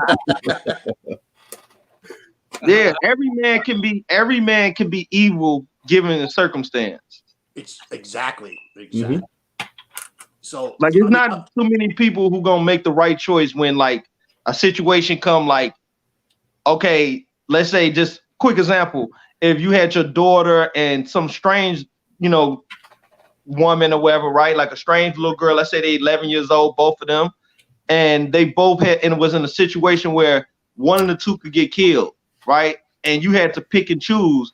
A lot of people couldn't be just like, most people gonna be like, I'm getting my daughter. Even though it's like, man, you can try to get both of them and they both might end up, killed. But most people would pick their own over, like, you know what I'm saying? Absolutely. And a lot of people would look at that as like it's an evil situation, like that's bogus, like that's not right. You should try to save both of them. And if you can't, no. If you can't save both of them, you gotta pick. Right. The fact that's what. Listen, sometimes facts of life sucks. Right. Mhm. That's true. It just sucks. You know what I mean? That's why that saying the truth hurts. That's a fact. Sometimes the truth does hurt. Somebody tells you the truth, like, wow. But you wanted to know the truth. But you wanted to know the truth. You know what I'm saying? That is better. Because I'm the type of person I'd rather know the truth hurt me. You know what I'm saying? Hurt me. Right. You know what I'm saying? So some people don't want to know, some people do. So that right there is the truth of it. It's just like sometimes I will say some shit like every second, I'd be like, every second, you know, you're getting closer to death. Every minute you're getting closer to death. And people are like, oh, nah, you two this. To what? The Egyptians were getting prepared for death since the age of what? 10, 12, 13? Like, you know, what are you talking about? You know what I'm saying? Well, we're Yeah, I mean, death in our, it's a fact of life. most of It is. death. Huh? Most of our religions prepare us for death. You have to do this. You have to get baptized. You have to go all that stuff so you can get right with the Lord before you die. And if you don't, in some religions you don't get to heaven. So just about every religion you're preparing for death. Exactly. You're supposed Yeah, I mean, because it's a part of life. it's a part of life. It sucks because of the way. Yo, what's going on right there? That's you. You slurping like that? Oh shit! You having snacks and all that? I hope you brought some for everybody. You don't get the mute. Joe Ski over there having snack fun, one feet up. Yo, I'm gonna give it up. Let me take this out right there. I really appreciate you guys coming on. Though I ain't even gonna hold you, man. Yo, we very diverse over here. Full diverse. I'm telling you, man, it's crazy. That's why I got a Hispanic, I got a white dude, I got a black dude, a Haitian, and I got a black American.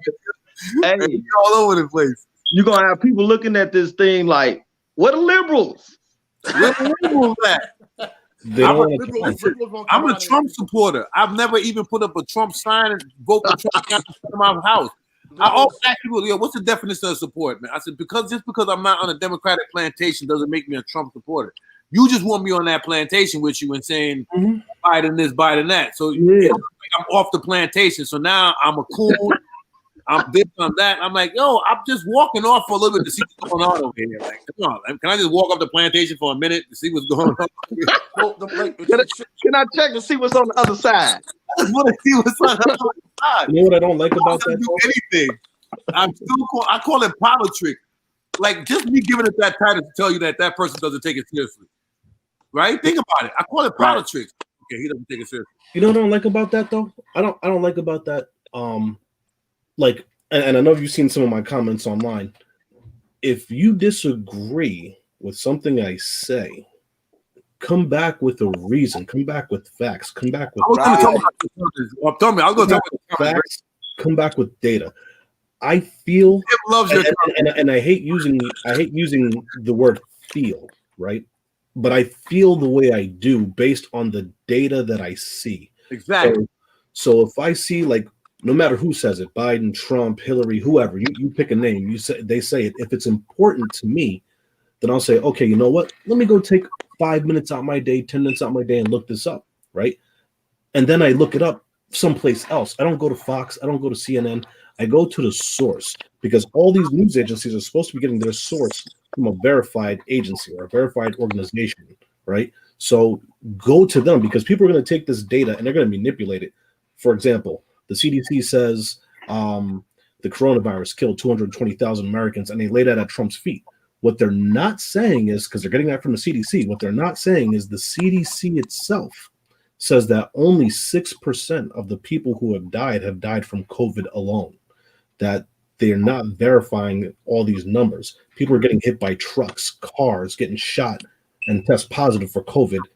That's a COVID death. People are displaying symptoms who died from COVID, have been classified as COVID deaths, have never been tested. They just have similar symptoms. Well, some of these symptoms can be a wide array of things, such as the common flu, right? Notice how there was nobody talking about how many flu deaths this year. And we usually lose between 40 and 60-something thousand people just to flu every year. And we have a vaccine for that, right? But I say that to say this. When people disagree and right away they go to the epithets, it's a lazy argument. It's an insult on the character because they don't have the tools and the background information necessary to formulate a good reason why they should disagree with you. So they just insult you It's easier to insult you than to say, I have no idea what the hell I'm talking about. Because Rick, and that goes back to my original statement. And Busy, the progressive liberal, they're intellectually bankrupt. They're out of ideas. They can't think for themselves. They want to be told what to think. They got to be told how to answer things because they can't form their own opinion. So when you're intellectually and morally, spiritually bankrupt, out of ideas, they make fools of themselves, and that's what we have. I mean, even the Dr. Fauci, he first came out wearing mask is not. Where is he? Where is Dr. Fauci? At a baseball game with no mask on. That's where he at. Correct. Yo, but where is he? Where's who at? Where all these, like they're gone. Trump really got rid of them like that? Yeah, you got to realize the world. This is the key. World Health Organization, UN, NATO. That's the thing. That's why if you really with America with all her sins is still the best country that God ever created on this green earth. You cannot compare it, okay, with the sins of back in the day. But when people say, "Oh, well, this, that, da, da, da," well, who are you comparing it to? What country are you comparing it to? Then you get it all the time. Oh, the world's laughing at us. All of Europe's laughing at us. Yeah. If it wasn't for America, you'd all be speaking. Yeah, no other country can laugh at us. Because I seen Zim commenting on a person saying that, like, oh, I was like, what? Like, who's laughing? Like, who's powerful enough to be laughing at America? If America right now pulled out of Europe, pulled out of the Middle East, if we pulled out of NATO, completely pulled out, just abolished it, and just got away from all those organizations that we allegedly brought on because of the progressive ideas back in the day, the whole world would go back into turmoil. Europe would still be trying to conquer themselves. I mean, America's only 244 years old. All these other countries are thousands of years old, 3, 4. I mean, the same kingdom. I mean, we're policing the world, and there's no reason for us to police the world anymore. That's why Donald Trump says America, like Rick said earlier. He says Trump says America first. If NATO's not paying their fair share, the UN's not paying their fair share, then why are we still continue supporting them? Because if we pull out, believe you me, Europe will be in flames within 5 years. It'll be because World War II never really ended. We just stopped the Third Reich. We just stopped the Third Reich and Imperial Japan. Okay, we pull out and we said, Japan, leave yourself alone. What's going to happen? China's going to invade Japan. Japan's going to fight back. We pull out of Europe. What's going to happen? Somewhere down the line with the what's it called? The EU now. They're fighting. Y'all think Trump got it? Y'all think Trump got it? I think he got it. It's a landslide. I think he got it. You think I'm saying, but the polls are showing Biden is up by like 13, 14. It's over. It's over. The polls are a lie. This Hunter Biden thing ain't going away. The polls, man, and it's like 3 weeks away, and he's still up 13, 14 points. But look, the polls is lying. The polls is lying. Okay. Hunter Biden, that Hunter Biden shit ain't going away. Biden can hide as much as he wants. Right there. That's a quick blow right there. The Hunter thing came. Listen, now as a black man speaking, I know that it's gonna take a lot of white people that's going to undecided that's going to do this vote. When they see that Hunter Biden is fucking dope head and a damn thief, it's over. Yo, don't do that, man. Yo, listen. What happened with the emails of Hunter? What happened with that? It's coming out slowly. Mm-hmm. Hey, that's what happened. What's going on? His emails of what's in it? Well, let me comment. Hey, when you play crackhead games, you get crackhead rewards. Mm-hmm. I got something a little bit different based on the polls. Yo, go ahead, Rick. Because I know you got your facts right. Go ahead, Rick. Because over here in Busy, we got me laughing and shit, man. The reason why I think Trump is going to crush it is because the riots never stopped. When all these riots came out, right? You had people who were maybe on the fence, right? People who were maybe on the fence about this whole thing. When the riots first started happening, before the riots started happening, when George Floyd first happened, people were for BLM, right? Yep. Then once the riots started happening, and the DNC didn't act to quell the violence, it started eroding that confidence in their government, in the DNC. And then Trump was contacting all these city leaders individually saying, do you need federal support? I will give you whatever you need.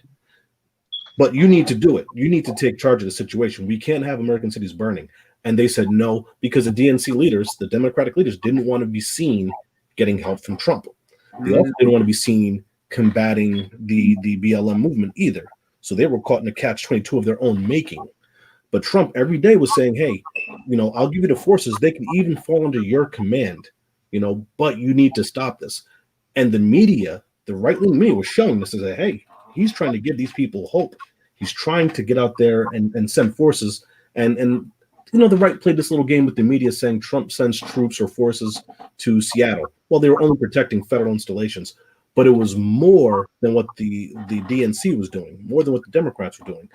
However, this startles homeowners, this startles business owners, this startles property owners, right?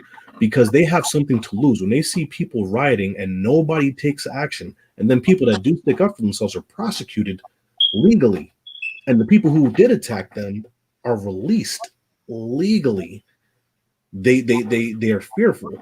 But they don't want to say anything because they're going to be labeled racist, bigot.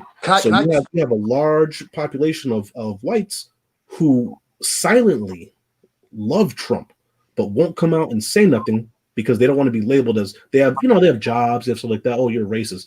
Now you go out and say you're for Biden. You go out and say you're from BLM. All you want, and you're safe. You see what you just said? You go out and say you're pro-Trump. You're a racist.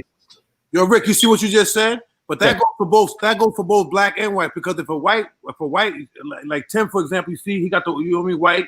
Since he's saying that he's going for Trump, he likes the policies. You see, he said he's a conservative, whatever, and he said he likes the policies. He's going for Trump. He's a racist.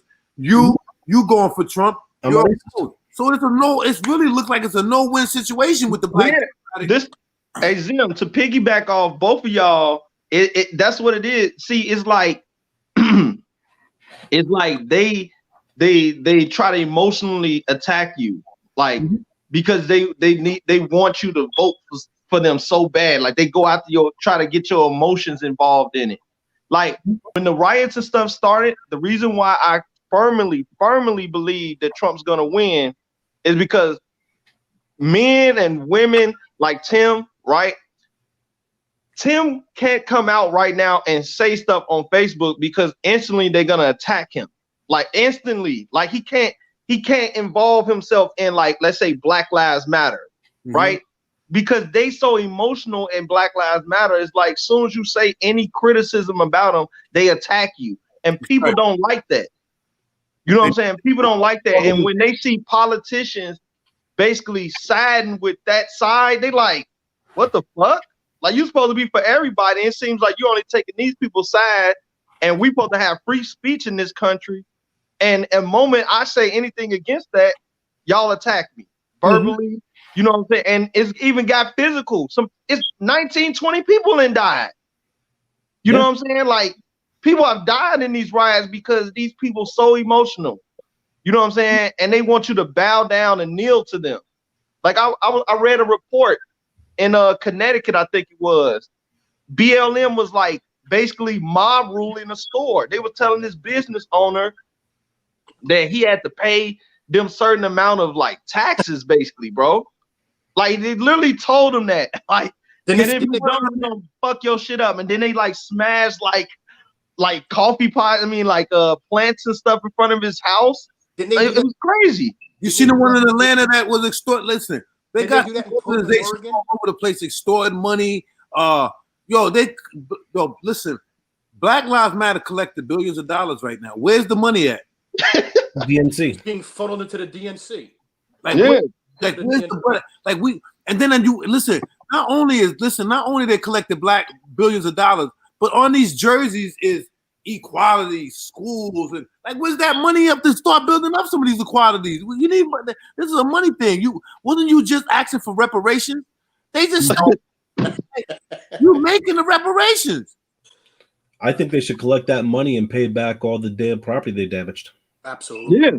Absolutely. Now, here's a sad part about some of that, though. it's a lot of money being collected. It's a lot of money being collected. Can I just make Here's a sad story about the fear mongering that they do. There was a story, I believe it was in Seattle, but I could be wrong. A bar owner, right? A veteran bar owner, heard the riots were coming to his town. Him and his father stayed at the bar to protect the bar, right? Outside the bar, a group of protesters attacked his father. He came out, and I believe he shot one of the people dead that was jumping his father, right? The protesters then got arrested for self-defense. He got arrested, weapons confiscated. The protesters got his landlord to not renew his lease on his business, so he had to close his business. Then they went after his the apartment complex he lived at, and he lost his lease there. They make it so you can't have a normal life. The guy wound up committing suicide. Wow. He wound up committing suicide, and it's like when they can't get you, it's an attack on all fronts. They attacked his economic, right? They attacked his economy, his job. They attacked his home. They attacked his freedom, right? And then he wound up killing himself. But it goes all the way around. Basically, hey Tim, I'm gonna let you speak. I just want to ask, where you say you found that story at? So I want to read up on that. I'll look it up for you real quick. It was on the news a few days ago. It's a veteran kills himself. Hold on, I'll find out. It's either Seattle or Portland. I want to say it was Seattle, but I could be wrong. Okay, I'm definitely about to note that. I caught that too. Do you see that they still tied? You see that they still tied Trump up with the Proud Boys after all the factual information that was dropped? They still tie him in. Yeah, they still call the Proud Boys a white supremacist group, even though they're the worst. The information the white supremacist group. Who figured that? Who knew? I know, right? Who knew? Yo, I'm gonna keep it up, yo, fellas. Listen. I went to look it up, man. I blatantly looked this group up. This group is, you know what they're doing right now? The Proud Boys, before that debate was happening, you have Trump supporters on there, of course. You know what I mean? There's Trump supporters all over the place. But they didn't get no real props until that Joe Biden told Trump to say that. The moderator, Chris Wallace, the moderator, mentioned it also. Like, because Trump didn't even know who they. I didn't even know who they were. They caught their popularity from that day. Before then, they were nobody. They wasn't making that noise like that. They started out as a joke. Yeah, they wasn't making no noise. They started out as a joke.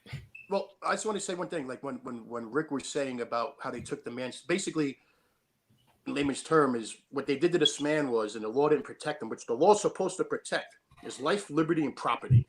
This man had his life, his liberty, and his property stolen from him, and he killed himself. He committed suicide. Yep. And his name was Jack Gardner. And that's in the original Declaration of Independence. Life, liberty, and property.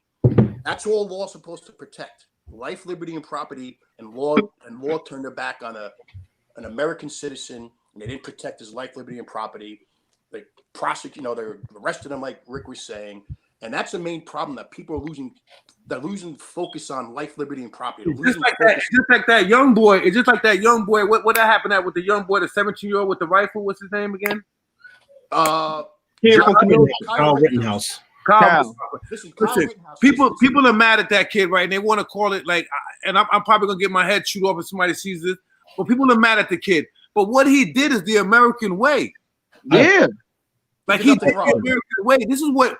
Listen, white America, the white American way, that's what they do. Their fathers was giving their sons out to war. His mother drove him to a war type scenery like that.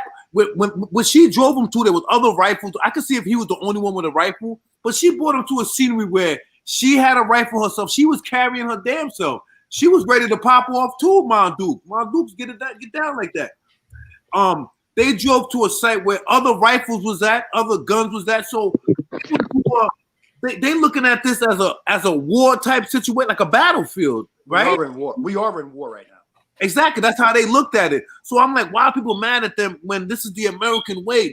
This is the militia was started from farmers and all kind of men putting stuff together, and ain't that how they happen? Absolutely. And the thing is, it's funny that you say that because just a couple days ago, I read it was in the Chicago newspaper. They're not going to charge him at all here in Illinois for that gun because obviously the evidence shows that he purchased it in Wisconsin. But the thing is, about that situation, they even got video of this kid running with like a fire extinguisher. He was putting out fires. Yes. You know what I'm saying? Because people were burning shit down. No, dog, he was giving first aid, man. He was giving out First aid to He was helping people.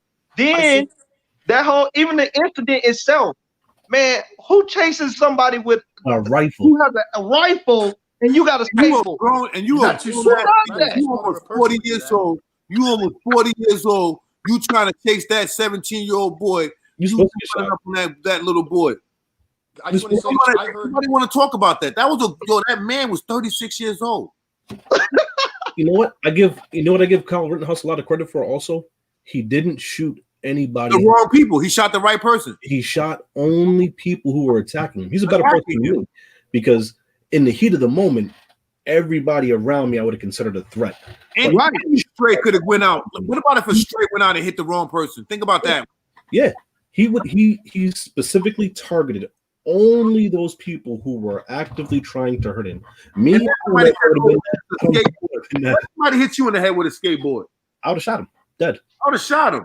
I heard this. I heard earlier this afternoon that part of the tapes being released on that particular case. They have video and audio of other people shooting also. So at him when he was being chased down by that white first guy, whatever his name, Joseph Rosenbaum, that's his name. When he was being chased down, actually, if you listen to the video, you can hear the shots in the background being fired before he's shot. They arrested him. I don't really want to sound like. Listen, I don't really want to sound like that. But the guy with the gun that got shot with a thing, convicted felon. He wasn't supposed to have a gun. Right. He wasn't supposed to have a gun, correct. I literally said that. I said, bro, one of the guys had a gun in his hand. And I was arguing back and forth with somebody. I said one of the guys literally had a gun pointed at him when he shot him. I was like, what should he do right there? Just sit there on the ground and get shot? And that was an illegal. Matter of fact, the guy was not legal to carry. That guy was not legal to carry. The guy that got shot in his arm. I mean, when it first, I believe me, I got kicked. They stole my Facebook account and they stole my pages away because I was defending Kyle Rittenhouse. I was like the first victim of all this censoring a couple weeks ago. So I have a new page.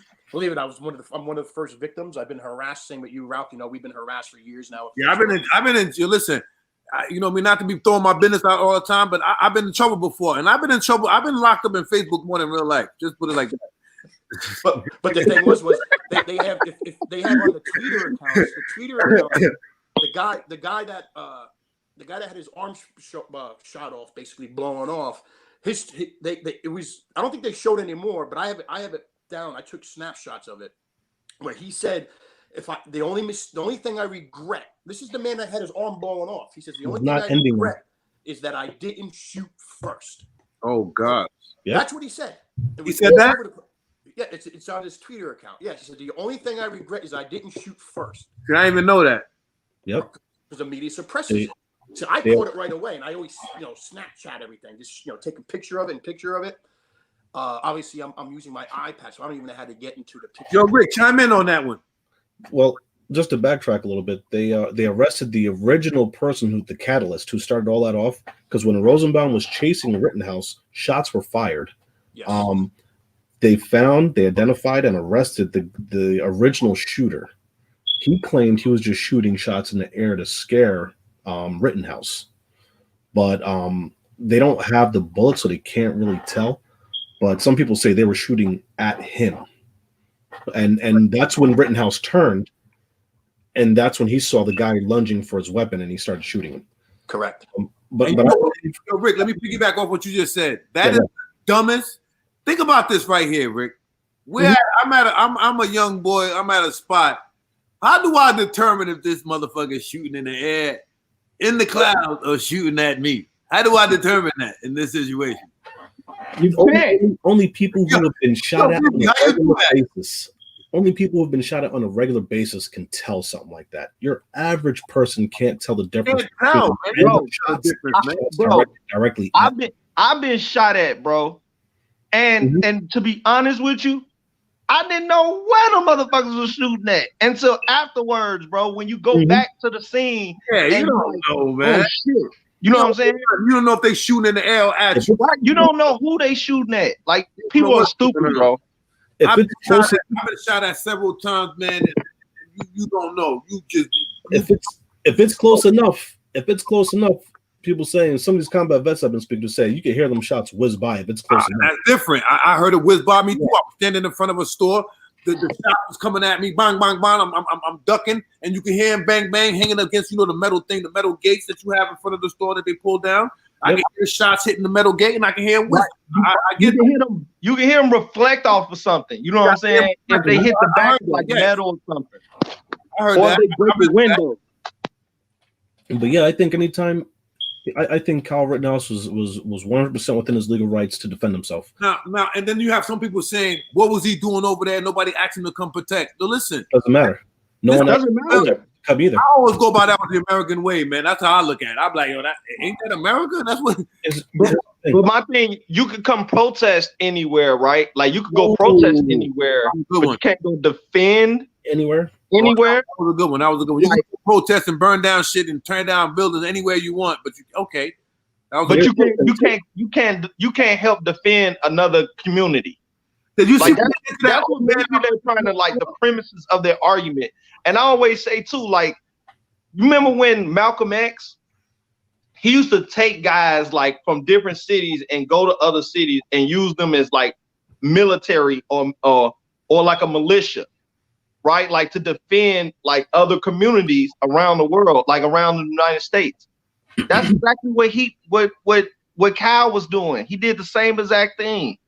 Like it's nothing really different about it. He went to a community that they were saying that a lot of bad shit was happening. He wanted to go there to help protect the people that couldn't protect themselves. That's all.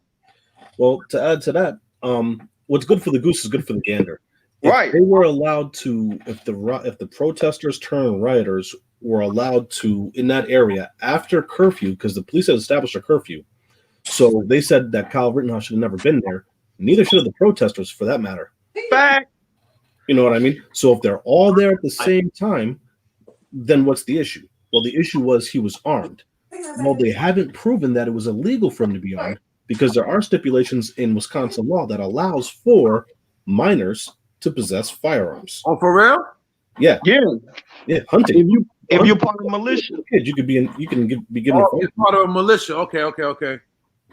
But even if he was being chased, but does the law change if he was being chased and were to happen to find that firearm, right? Just happened to laying on the ground. If he was being chased and picked it up, is it still wrong? No, he's entitled to defend himself. Okay. Right? So I think he's 100% in the right. And then people were saying, well, it was racist because the cops didn't do anything. Well, here's something else I don't talk about now these days. You know that, right? Like when they called those six guys, and I caught some inside scoop on that. I'm not gonna blow the guy up because he didn't want me to say, but there was basically like 6 individuals, kind of, but they kept calling them militia and all that. But it's really like 6 individuals just kind of like doing their own thing, and then you know what I mean. They got a little gassed off the off Politricks a little bit. They get a little gas of what's going on, and they take it the wrong way. That's basically what happened. Yeah, extremism is wrong no matter what side. Yeah, they were extremists. Yes, that was a good way of putting it. Yes, extremists. I lean right. I wouldn't support right-wing extremism by any means. Right? It's bad for everybody. It's bad for business. It's bad for everybody. I wouldn't support right-wing extremism. Right? We have to all be somewhere in the middle. We can all disagree. You could disagree and lean more left. I could disagree and lean more right. But we got to meet somewhere in the middle. We're all here together. Yeah. I like that. We all got to ride this bus. What it is right here. Yeah. Because you see when me and Tim talk, right? He'll always tell me, like, say he's gonna come up with a like he's gonna say something religious or something. He'll be like, "Oh, dude, I know you don't want to hear that." That's because he's on his side, I'm on my side. But in the middle, there comes to that agreement that we can let's meet up right here. Like, oh, listen, man, we ain't gonna go on this one. Me and Busy is the same way, Rick. The same way. He has his views on certain things. We don't agree. We really just don't agree on. But in that middle part right there, here we go. That's why when I see you on your comments, that's why I kind of went to you, Rick. I'm reading his comments. I'm like, yeah, this dude likes to stay factual. I like that. See, he stays factual. He keeps the common sense. He keeps the common sense strong. He sticks to the facts. There's no emotions here. Like when I see people that comment with no emotions and a lot of facts, and then I like your humor too. Like when you had with that female the other day, that was a good one though. I don't even remember. I get so many of them. When she was when you told her to I looked at your profile and you got your leg open and you know what I'm saying?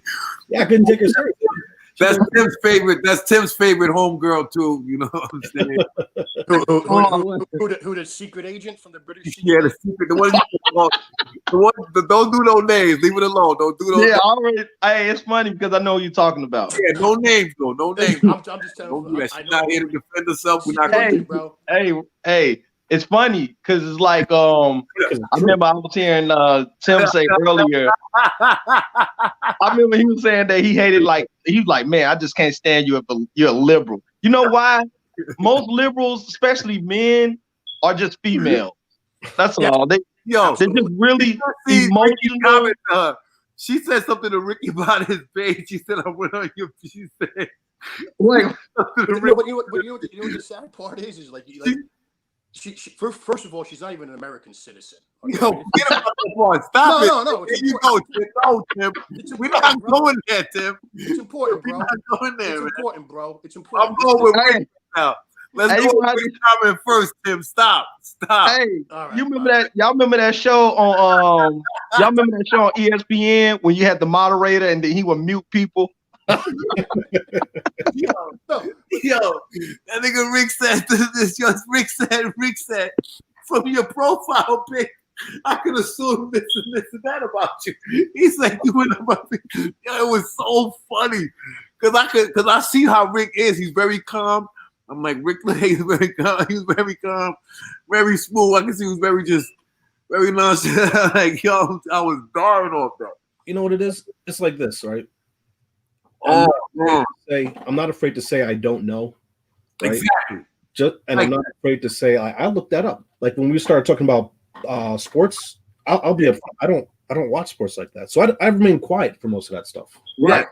And if someone asks me about something I don't know, I'll say, "This is what I've heard. This is what I've researched and read." Right. I'll research it and I'll get back to you. And if I'm wrong, then I'm wrong based on the data that I've read. And I'm not married to my position. Like if you come out with new data and you show me where and why I'm wrong, I'll be like, okay, that's very good. That's very interesting. Let me research that independently. And then if it's right, then I'll have no problem going with what's right. Exactly. So right or wrong, this is what it is. Like, no, I should be wrong. You should never stick with something that's wrong. Right. So that's just where I get to it. You know? Rick, listen, I got grown sons and I'm teaching. I always tell my son, my kids, don't argue with somebody if you don't know what you're talking about. If you don't know, you're not right or wrong, you don't know what's going on, you can give your opinion. You can have a say-so. I'm not saying you can't have no say-so. But if you don't know if you're right or wrong about it, never argue. Yeah. Never argue. Never stand behind it firmly. You got to stand behind firm facts and right. You know what I'm saying? Like that right there, you can stand behind facts firmly and stand in front of anybody. Anybody. When you got facts behind, that's your backup, you can stand in front of anybody, man. Yeah, facts and I always say facts and data are my shield. Right? Yeah, because that's what when you was talking earlier. You know when you debate with somebody, they be like, "Oh, I feel." Yeah, how you feel? Like what the? Like what is? I don't care about that. Well, people are entitled to their opinion, but they're not entitled to facts. Facts. Yeah, because you're entitled to facts. If I'm putting facts out here, you want to argue. If I see somebody debate me against facts, that person loses so much credibility to me. I don't think they understand how I look at. I start looking at a person like, "Yo, you really gonna debate facts? Like you about to debate facts here, huh?" And here's the thing: even if they disagree with your facts, right? Because I get this a lot too. Well, what facts? I'm taking heads over. government-sponsored facts, school-sponsored facts. Like some schools provide the government with data, right? Yep. So these are the sources I'm using. If you don't like the source or you question the source, that's fine. What sources are you using? And allow me to have the source. Hey, real quick, I Yeah. gotta interject this. Now that you say that, I gotta say this. That's the same shit they use with the Bible, man. And that man, that blows me. When people say shit like, man, you getting your shit from the Bible. What book you getting your shit from? Like, they be like, the Bible is fake. or that's false. Like, me, and oh, this the good one. This the good one for the Bible. Man wrote that.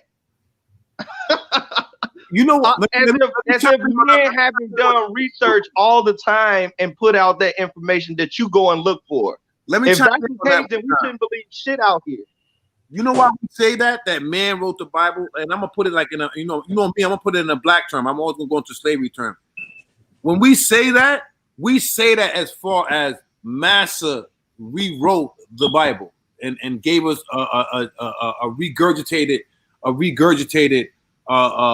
Bible. That's what that really kind of means. I look at it like this. Okay, maybe man did write the Bible, but the men that wrote that Bible were inspired by God. Okay, like I'm not gonna go against that. Just hear me out. Like I said, I don't like to proselytize to you. No, go ahead. But the You thing can is, do it all. You can do it all. you could take the most brilliant minds today. Okay, they could not write scripture. They could not write that today. They're not. You take the British minds today. They can't even write the Constitution that we have from 240 years ago. The only way that's scripture. And it's not fake. It's eyewitness accounts. It's history. It's ancient history, and it goes hand in hand with everything. Whether it's the Torah to the Gospels of Christ. Are you religious, Rick? I'm more spiritual. Okay. The Torah was all prophecies, and the last prophecy in the Torah is the Messiah, the coming of the Messiah. The Gospels of Christ is the prophecies fulfilled. Like me, I look at Christianity. People say it's a religion. Everything's man-made. Okay, God didn't give us a religion. He gave us scripture to follow. Scripture to follow. Like to me, hold on, Tim. I'm gonna let you finish. I just want to give Rick a little insight, real quick. I just want to give Rick a quick insight. What's going on? Judah is Israelite, and Tim is Christian. You see the diversity. You see the difference. You see that? And we got him here kicking it. You see how when you have an open mind. Because he might be. I'm not into no religion, Rick. I'm not into no religion. Muslim, Catholic. Like you said. I'm spiritual. My Bible talk is weak, so I'm not real up to speed. I would go against them when it comes to religion, but I will listen to them because I'm open-minded. But like you said, he Busy's an Israelite and I'm a Christian. But the fact of the matter is we know the truth. Whether I'm a Christian, whether he's it doesn't matter. We both read the same book, and we know what the truth is and what the facts are. Okay, so that's why we can converse. But I love that though. What I was doing by that, when I mentioned that, is that I love the fact that this is Israelite, you're a Christian, and because of having an open mind, you can, you know what I mean? Because we read the same book. So basically, I'll just sum it up real quick. What I was going to say about Christianity, where everybody. We got T. Dot in the house. What's up? When it comes to Christianity, in my eyes, all Christianity and through Scripture is Judaism with the Messiah. That's it. It's Judaism with the Messiah. That's all it is. And if people want to lose that fact of it, that's why you have all these different denominations. Because, and here we are today. Okay, so the ancient times with the biblical times is all recorded. The life of Christ, it ain't fake because you got the Roman Empire, you got Pontius Pilate, you got writings. We can go to the archives. You got writings of Pontius Pilate describing what Christ looked like, what he lived. These are all eyewitness documents. So it's not that it's fake. Now you got to realize once Christianity came and Christ was born and Christ was crucified and resurrected for the glory of all mankind, at that point that history stopped. So basically, what from Christ to today, Christ's prophecies that he gave. Yeah, but that's where that saying when they say it was written by a man, that's where that saying comes from. That saying comes from. Understandable. Because you can't You can't take that away. Okay, cool. Like say the Israelites, for example. I'm gonna use them as example first. Like they say that that's our original book, and that's us, and this, that, and the third, right? All right, bet that's us, right? But you can't take away. You can't take away the fact that during slavery, how the book was reintroduced, if you want to put it, or whatever wording you want to put it at, reintroduced, introduced, given to the slave, whatever which way, from the Indian to the slave. It wasn't a positive way. Oh, okay. Dizzy, real quick, 1 second. Okay, yeah, go ahead. You're talking about the Christianity with the slavery, this and that. Okay. Now, what were they practicing before the Christianity? They were being forced to take. They were forced with indoctrination of Islam. The Arabs were running around conquering. The Arabs. I didn't say the Arabs. They were forcing Islam on them. They were forcing Islam on them. Yes. Okay, so that's a fact. That's historical. That's a fact. I'll give it that. This one when people so what was worse for the black community? Being forced Islam, or everybody was forced anything. Nobody's forced. Yes, it was a war. Like when you want to bring up the Arab, for example, I talked to somebody else the other day. When they talk about sometime when they say like blacks were sold by other Africans in Africa, who they really talking about? They really talking about the African Arab. They're not talking about the Africans got into, but they really talk about the black Arabs who forced Muslim on them and so on and so on. That's why I don't deal with religion, because when you go back into the research, it all looks like it seems to be forced. You know what I'm saying? Compared to adapted or something that we want to. That's what slavery is. Slavery is forced. Exactly. It looked like the religion was forced on us, and compared to being a natural, to be our natural thing. But this the thing though. Me being an Israelite, so I'm gonna come from a little slightly different perspective, but I'm gonna keep with the same thing that Tim is saying. when you got to go back to around 70 AD, when the Jews, right, were forced out of Israel through the Roman Empire, right? A lot of them moved into the west coast of Africa and into a lot of other places, and they went to like Europe and things of that nature too. When that happened, what God was those people believing in, or what were they believing in before they got to west coast of Africa? They were believing in one higher power. That's why they were called Jews. Now, when you get over into when they were forced into believing in the Muslim faith because of the Arabs. Then they were forced to be to go into Catholicism and or Christianity. But this is the thing, when you have a book that's so sophisticated as the Bible is, and you have to really understand it, a lot of perspectives can come out of it. A lot of different interpretations can come out of it. So it was a toxic Christianity that was taught to black people during that time.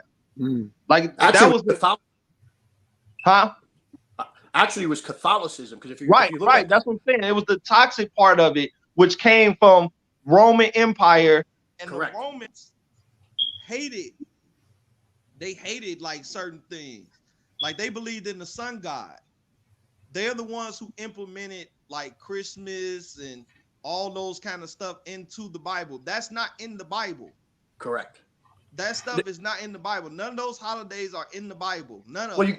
And also, that was interjected by people who had their own agenda. But Busy also, so they figure out who they were trying to figure out who. Trying to make sure I say this right. They were trying to figure out who would like accept it. Like I was just telling you earlier. If I come to you and I just say I'm evil, then you're not gonna fuck with me.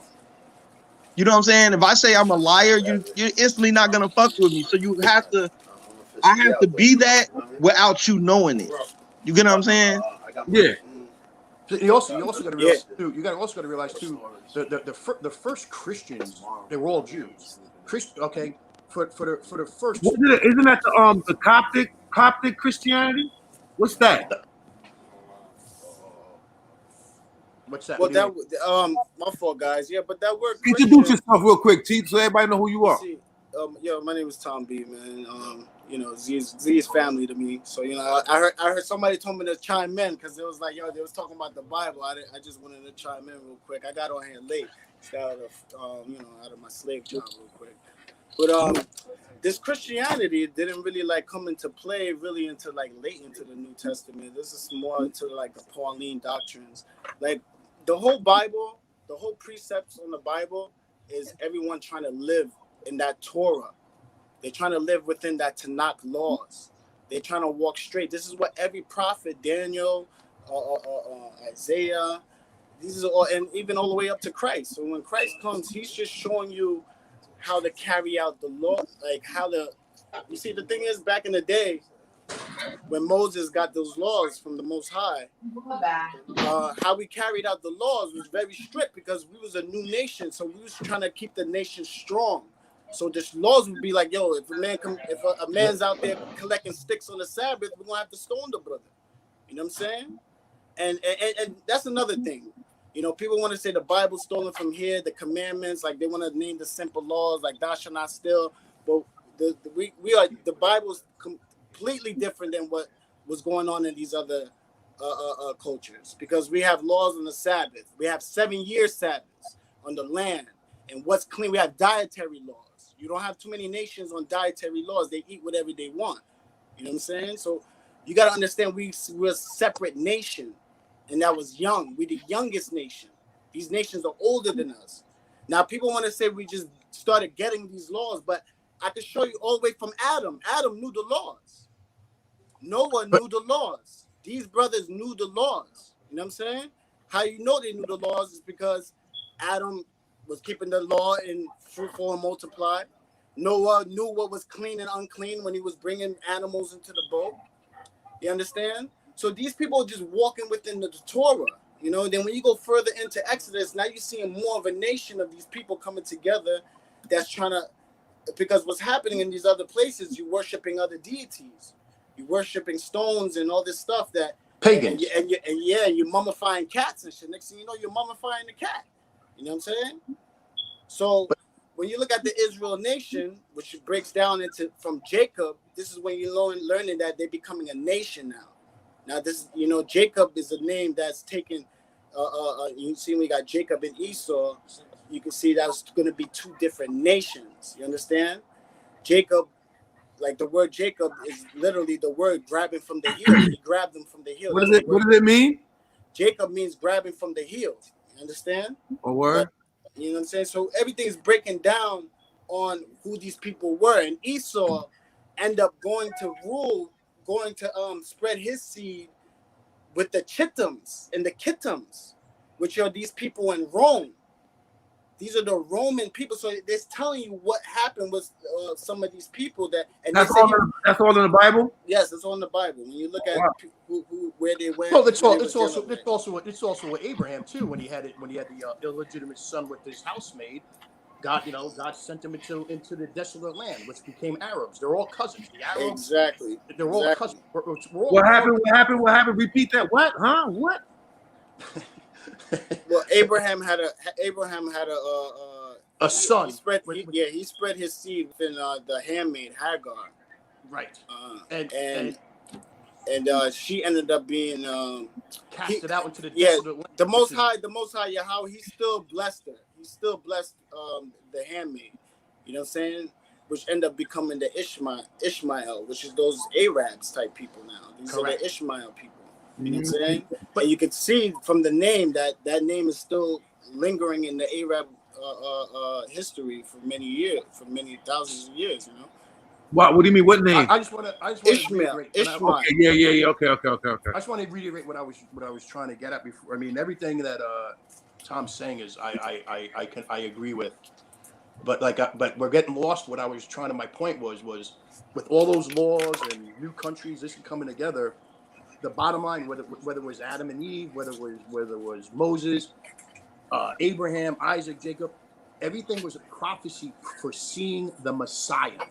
Okay, in the Torah they took out Isaiah 53. I don't know why they took Isaiah 53 out, unless you want to research it yourself. It comes into play. Okay, so basically everything was leading up to the Messiah, which as a Christian we believe was Christ.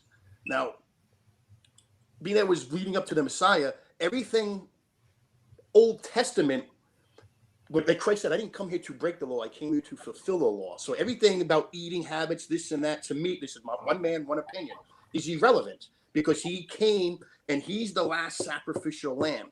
He blessed us.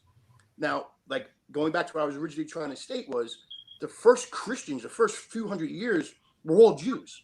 They were all Jewish. And they were being hunted down and they were being hunted down and persecuted. You know, just spent like 12 to 11. Well, the thing is that it didn't happen. What happened was, if you, and I'm not trying to be disrespectful to anybody's religions, but Judaism, Islam, and Catholicism are Dark Age religions. They still practice that barbaric tradition to this day. Okay, what happened was once we started hitting around the 1500s to 1600s.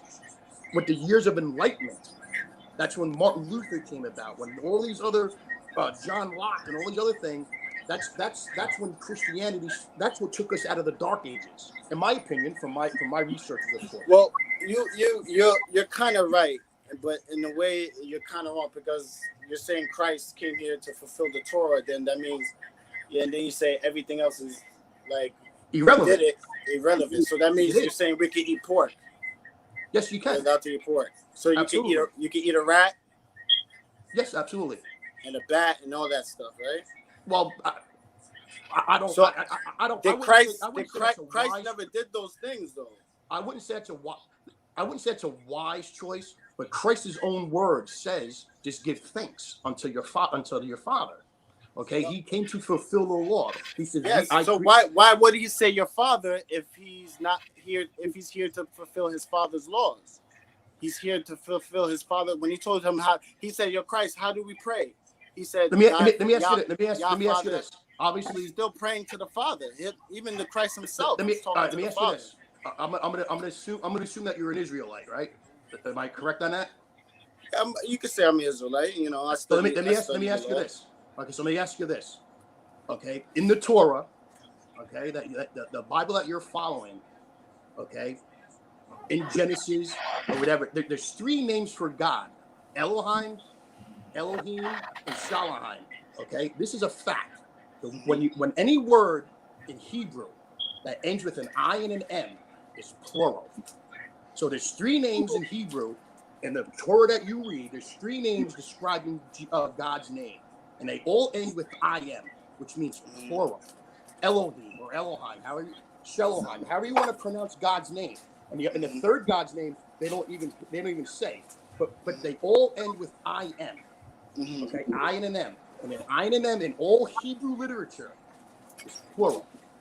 So why are there three names that end with a plural? Well, it's always he always calls himself the powers. You know what I mean? The Father, the Son, and the Holy Ghost. It's all one entity. God, Jesus Christ was God manifested in the flesh on this earth. And he came to die for all men. That's just my opinion. I could be wrong. But you know what? See, when we see those words like Elohim and stuff like that, we gotta read in the context because you don't see it too much in the Old Testament like that. It doesn't really pop up that much. I think it pops up sometime when Abraham was wrestling and you see he was wrestling with it. You know what I mean? But at those times, because that text is a little bit older, written a little older, so it could be like they're talking about an angel or somebody sent from God. Or that's man. That's man saying that. That's not what the scriptures. In Hebrew, I am is plural. So plural. But there's not plural gods because it's making it clear that there's only one God. In Genesis, you have God calling Jesus God. In Genesis, and my Lord who sitteth upon my right hand side. That's in Genesis. This is God speaking. This is God speaking. He's calling. Who's he speaking to? Huh? Who's he speaking to? Whoever, I guess Abraham or whoever it was when he made the covenant with Abraham. He's sitting in Genesis. Actually, Genesis is the books of Moses. Yo, Rick, you learning here? I'm just learning, Rick. You learning? Yeah, I'm learning. But I'm gonna have to take off, so I gotta do that family man stuff. I'm gonna close the show real quick. We've been on for a minute, but we did good. I'm just gonna close it out. Just let them the guys finish off real quick. Yeah, we'll definitely catch up more on this. Definitely. Maybe this should be the next topic on your show, Jim. Okay, bet. So listen, let me get the We in the World, man. You know, you gotta give me the We in the World real quick. We in the world. We in the world, baby. We in the world, brother. Thank you for having me. Ricky. Yo, guys, I really appreciate this. Yo, T, man. Yeah. We'll do it again. You already know? No doubt, no doubt. Yo, Busy. brother. Yo, Busy, you everybody ain't here. here, man. So I'm gonna give you a shout out from right here. Busy, we out, man. Hold on, All let right, man. me say Keep one doing more your quick thing. keep doing your thing, though, Z. Yes, Yep. sir. Thank you. Let me say one Do it, quick Papa. thing. Do it. Yo, Tim, go ahead. Say one quick thing. You good? Mega 2020, people. Mega 2020. It's about your country. Peace out. Yeah. Yo, Rick, you want to say that Right. too? You want to get your Mega 2020 off? What I want to say is I want everyone to vote, regardless of who they believe in, regardless of who they support. You know, I get it. We're all from different walks of life, and some people don't rock with Trump for whatever reason. But I want them to vote based on facts, data, and stuff that they research, not what the media is pushing out, because they're lying to you.